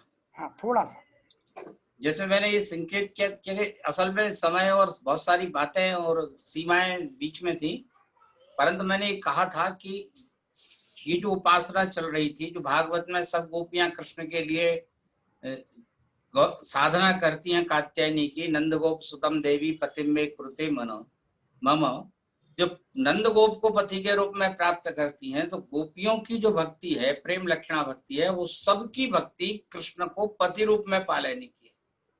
उनकी भक्ति आज की जो ब्रज की वृंदावन की जो भक्ति है वो नहीं है, उससे बहुत सब बदल गया है और बदलने का काम क्रमशः हुआ है। उसमें ठाकुर के स्वरूप की अवधारणा भी बदली है और उपासक की भूमिका भी बदली है। और उसमें पुराण की जो भूमिका है उसमें कहीं ना कहीं वह कृष्ण को पति रूप में प्राप्त करने वाली कामना का, चूंकि पुराण में उल्लेख है तो सूर सागर में तो वो सब है ही, परंतु कहते हैं कि सूरदास पर परवर्ती काल में वृंदावन के इन साधकों का असर पड़ा और उसका परिणाम ये निकला कि उन्होंने कुरुक्षेत्र मिलन के प्रसंग में राधा माधव भेंट हुई जैसे पद लिखे, जिसमें कहा कि राधा माधव माधव राधा कीट भृंग गत भय जुगई। ये कीट भृंग की जैसी गति होती है वैसी गति को प्राप्त, एक आत्मता को प्राप्त हो गए, ये उन्होंने सूर के पद में उन्होंने लिखा है। पर वो सब बाद की बात है, उत्तर काल की बात है सूर के जीवन की। अन्य जगह पर सखियां गोपियां इनमें भेद नहीं है, क्योंकि इष्ट के स्वरूप से साधक का जो भूमिका है वो साध्य के स्वरूप को साथ लेकर के चलती है। कबीर यदि बहुरिया बनते हैं तो राम भरतार बनते ही हैं, उनके सामने मजबूरी है, वो करें क्या? आप सीता का, वो तो पहले राम उसके भरतार बनेंगे, जो कबीर बहुरिया बनने को तैयार बैठे। अब ऐसी स्थिति यहाँ है। ये जो ब्रज की भाव थी, जो पौराणिक पृष्ठभूमि है, वो कोई अलग नहीं। मैं इस बात को नहीं मानता कि कृष्ण स्वामी जी के यहाँ कोई श्यामा श्याम का विकास ऐसी हवा में हो गया जिसकी कोई पीछे पृष्ठभूमि नहीं। श्यामा श्याम का जो विकास हुआ है वो हुआ तो उसी पौराणिक पृष्ठभूमि के भीतर से ही। परंतु वो मैंने जो एक संसार का उदाहरण दिया था कि पत्नी के लिए अपना पति केवल पति होता है, वो किसी का भाई है, चाचा है, ताऊ है, बेटा है, बेटी है, मामा है, भगवान, उस सब से उसको कोई लेना देना।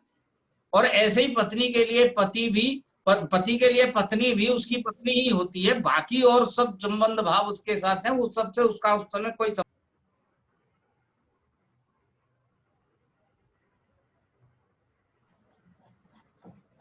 मुझे लग रहा है कुछ प्रॉब्लम हुआ। हाँ सर, अभी जुड़ गए। अब मेरा यह कहना है कि ये जो सारा का सारा विकास हुआ है इस भावना का, उसमें चैतन्य के यहाँ परकीय प्रधानता है, परकीयत्व की ही मान्यता है चैतन्य परंपरा में, जो वृंदावन के 3 प्रधान परंपराएं हैं। दूसरी परंपरा जो हितहरवंशी के यहाँ है, वहां पुराण की परंपरा भी है और निकुंज की परंपरा भी है। यद्यपि उनका बहुत जोर का आग्रह रहा है कि हम असली निकुंज वाले हैं, परंतु आपको ये जान के आश्चर्य होगा कि हितहरवंशी महाराज की वाणी में नित्य विहार शब्द का व्यवहार ही नहीं। पूरी वाणी में एक स्थान पर अचल विहार शब्द का प्रयोग हुआ है, नित्य विहार शब्द का व्यवहार हित जी की वाणी में, चतुरासी जी में या स्फुट वाणी में कहीं पर भी नहीं हुआ है।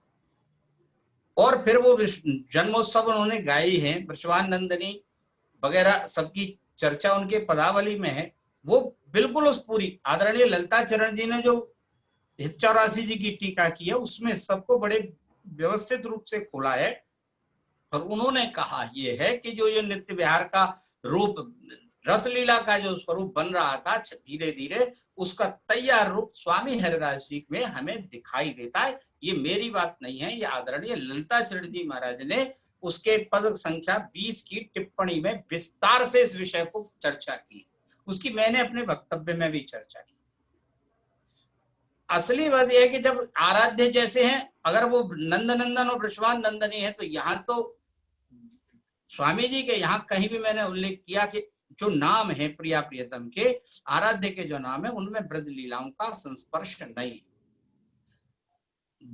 दूसरी इसलिए क्या है कि जो साधक की भी भूमिका है उसमें भी भेद है। आप देखिए हितजी महाराज के यहाँ पद मिलता है कि परिरंभन आलिंगन चुंबन सकल जुवती जन पायो। ये जो रासलीला का ये पौराणिक पृष्ठभूमि का पद है, इसमें कोई दो स्थिति नहीं। भागवत के रास के इसमें ध्वनिया बैठी हुई, लेकिन स्वामी हरिदास जी के यहाँ किसी भी उपासक को, किसी भी साधक को इस सीमा में प्रवेश करने का अवसर ही नहीं।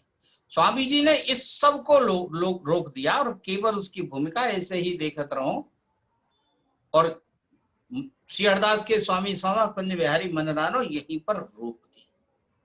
ये जो आलोक की रेखा है, जैसे हुआ ये कि लोग कहते हैं कि रीतिकाल जो है भक्ति काल का स्खलन है, तो वो स्खलन किस बात का स्खलन है कि राधा कृष्ण जो थे वही, वो कहते हैं ना, आगे के कबीरी जी हैं तो कविता ही सही नहीं, राधिका कनाई के सुमिरन को बहान।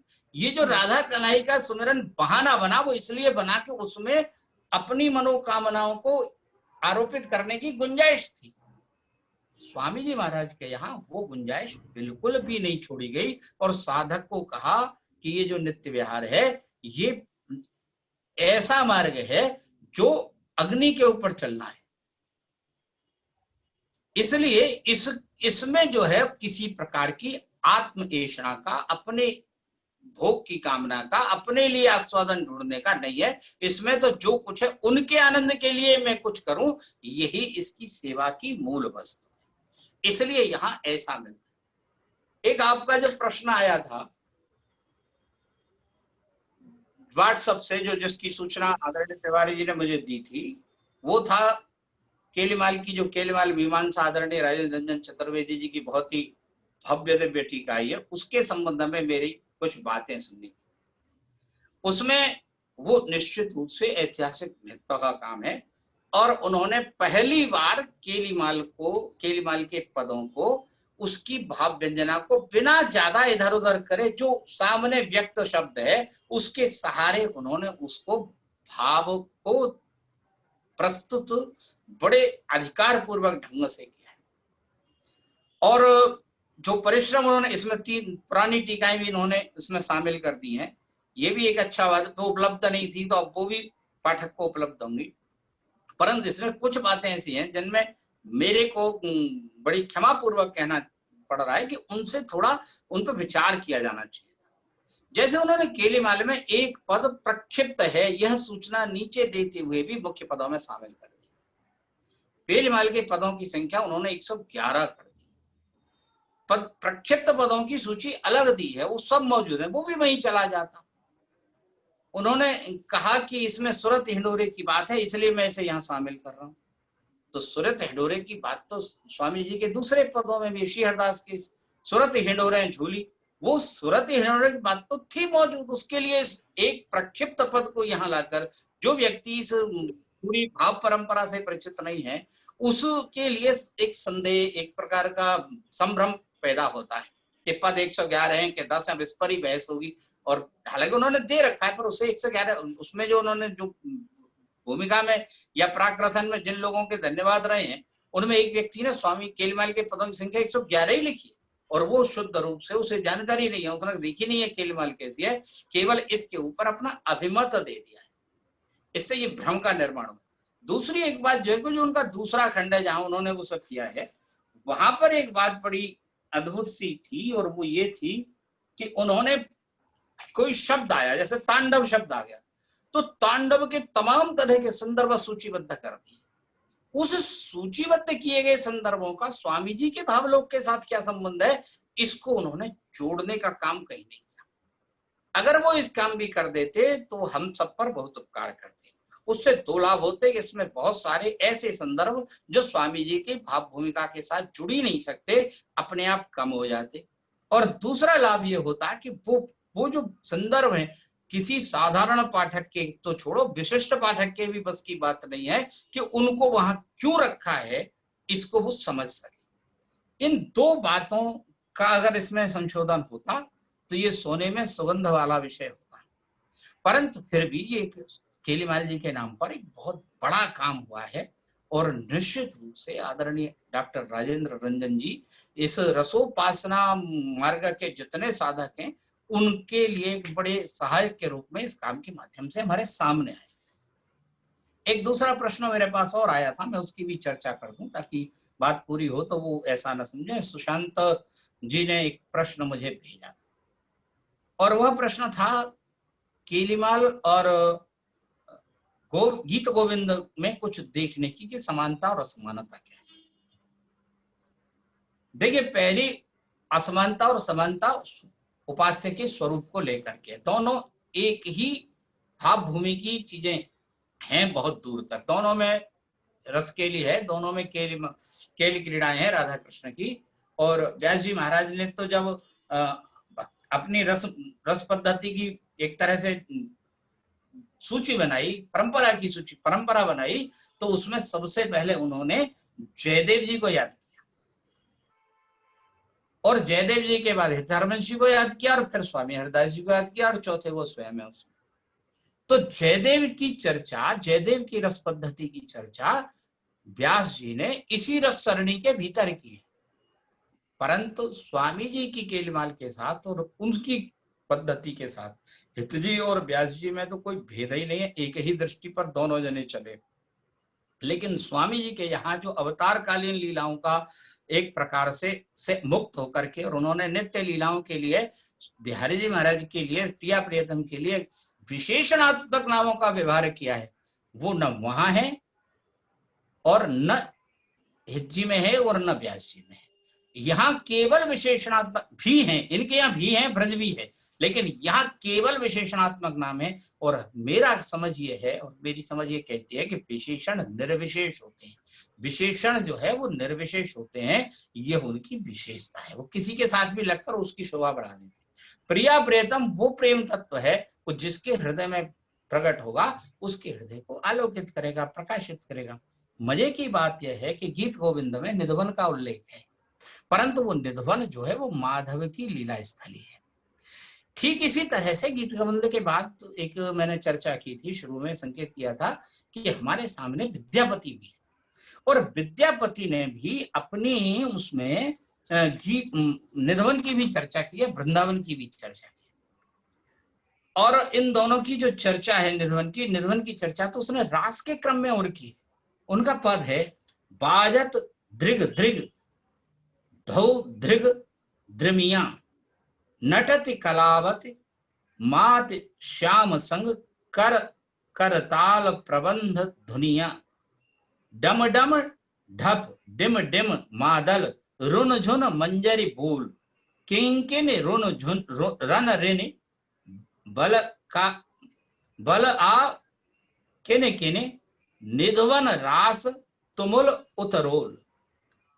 ये बसंत के समय के विद्यापति के पदों में भी है। विद्यापति चूंकि एकदम वहां मैथिली के कवि हैं, और मुझे लगता है कि व्यास जी महाराज के ध्यान में ये नहीं आए, हालांकि वो उनसे पूर्व के विद्यापति हैं, फिर भी उनके तब तक विद्यापति इतने लोग विश्रुत नहीं हुए होंगे, तो ये छूट गए हैं। नहीं तो अगर आप सरणी बनाएंगे तो इस रसोपासना की सरणी में जयदेव, विद्यापति और फिर इन हरित्रयी को आपको रखना पड़ेगा, इसका कोई दूसरा विकल्प नहीं है। इनमें अंतर केवल आराध्य के स्वरूप को लेकर के है। वहां जो जयदेव हैं वो सहचरी की भूमिका में खुद नहीं है, उनकी सहचरियां अलग हैं। प्रिया प्रियतम की लीला में वो उनकी सहयोगिनी है, पर वो वहां मौजूद है अलग भाव से। जयदेव खुद सहचरी नहीं है। केलीमाल की विशेषता यह है कि वो स्वयं सहचरी। हित जी की भी विशेषता यह है कि वो स्वयं, भक्ति काल की विशेषता यह है, व्यास जी महाराज स्वयं सहचरी हैं। हरवंशी, हरिदासी, व्यासदास, ये सब दासियां हो गई हैं, सब प्रभु के साथ रासलीला की सहयोगिनी हो गई, विधायनी तत्व में आ गई हैं। यह इसमें दिखाई देता है। ये उन दोनों में सूक्ष्म भेद है। और बाकी बहुत सारी बातें जो श्रृंगार का वितान है उसमें काम शास्त्र का, लौकिक श्रृंगार का, काव्य शास्त्र का, आदि आदि सबका, और भक्ति तत्व का, और भक्ति के आचार्यों ने जो कुछ लिखा उस सबका मिला करके जो कुछ रूप में प्रभाव है वो सब उसमें शामिल है। वाणी जब अनुभव के धरातल, वाणी अनुभव के धरातल पर दिव्य हो सकती है, जब लोक के धरातल पर उतरेगी तो उसे लोक की भाषा में उतरना पड़ेगा, और लोक की भाषा का ही कभी फिर नए ढंग से प्रयोग करता है, यही उसकी विशेषता है। और यही काम हमें स्वामी हरिदास में होता दिखाई देता है। केलीमाल में जो हमें आज उसके अर्थ संगति में दुरूहता अनुभव होती है, कठिनाई आती है, अभी बहुत सारी बातें जो रंजन जी के बाद भी विचार करने वाले लोग कल को विचार कर सकते हैं, करेंगे ही। तो ये सब जो स्थितियां इसलिए खड़ी होती हैं कि स्वामी जी ने दृश्य को कहीं कहीं से कुछ कुछ कह दिया है, और उस दृश्य के बीच के गैप्स छोड़ दिए। अब वो पाठक, आलोचक या उसका भावक इतना उस विषय में डूब जाए और उस पर बिहारी जी की कृपा रहे कि वो उस गैप्स को पकड़ लाए, उसके बीच के अंतरालों को पहचान ले कि ये अंतराल हैं, तब जाकर इसकी एक सम्यक रूप से एक व्यवस्थित स्वरूप उसका कि ये क्या रूप बनता है वो हमारे ध्यान में आएगा। अन्यथा इस सब में थोड़ी सी ये अभी जो दुविधा चल रही है, क्यों स्वामी जी खुद कहते हैं सप्त भाय भाषा विचित्र अति। केलीमाल की भाषा कैसी है? इसमें भाव की 7 परतें लगी हुई। अब इन 7 परतों को खोलने के लिए ऐसा आदमी भी तो चाहिए जिसके पास 7 भावों को धारण करने वाला एक दिव्य हृदय हो, और ये तो ठाकुर की कृपा के नहीं।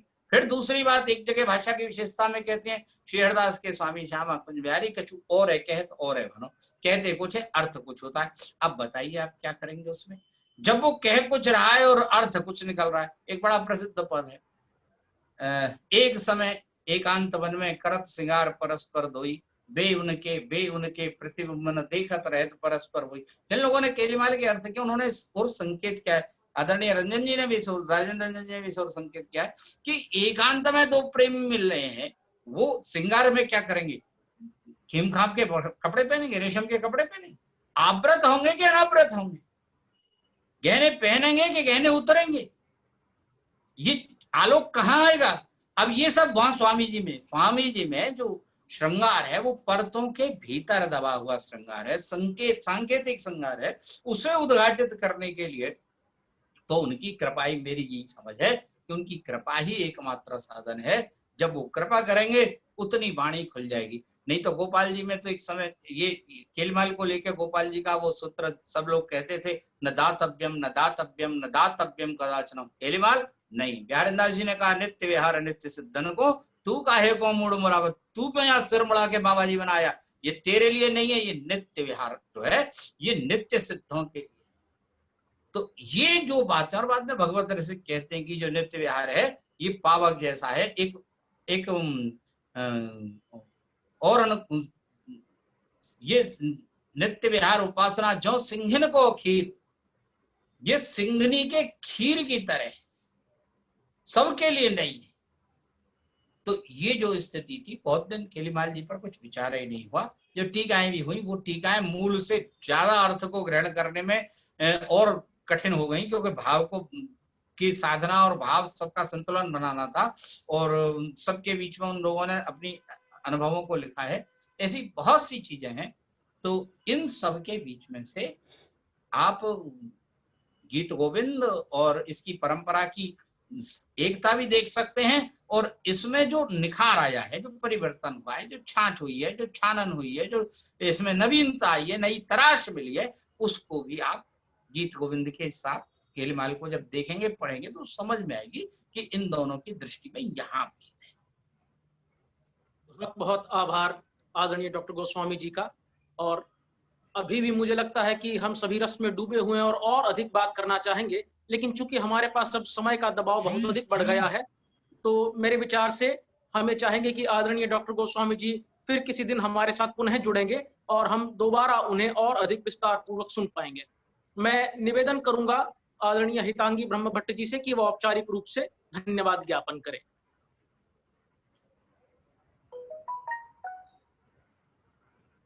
राधे राधे। धन्यवाद भैया। मैं आज के हमारे आदरणीय वक्ता डॉक्टर कृष्णचंद्र गोस्वामी जी का इतना भावपूर्वक, रसपूर्वक और शोधपूर्वक व्याख्यान देने के लिए मनपूर्वक आभार व्यक्त करती हूँ। बहुत बहुत धन्यवाद गोस्वामी जी। मैं इस व्याख्यान के लिए उपस्थित सभी प्रतिभागियों का भी आभार व्यक्त करती हूँ, तथा हमारे ब्रज संस्कृति शोध संस्थान के आदरणीय सचिव श्री लक्ष्मी नारायण तिवारी जी तथा ब्रज संस्कृति शोध संस्थान के सभी सदस्य श्रीमती वर्षा तिवारी, श्री अमनदीप वशिष्ठ, सुश्री सुरभि पांडे, सुश्री स्नेहा नगरकर, सुश्री स्वाति गोयल, श्रीमती परिधि डेविड मैसी, श्री गोपाल शर्मा जी और श्रीमती कनिका शर्मा जी के प्रति आभार व्यक्त करती हूँ। धन्यवाद और राधे राधे। सभी को जय जय श्री मेरी तरफ से भी राधे राधे। राधे राधे। श्री हरदास।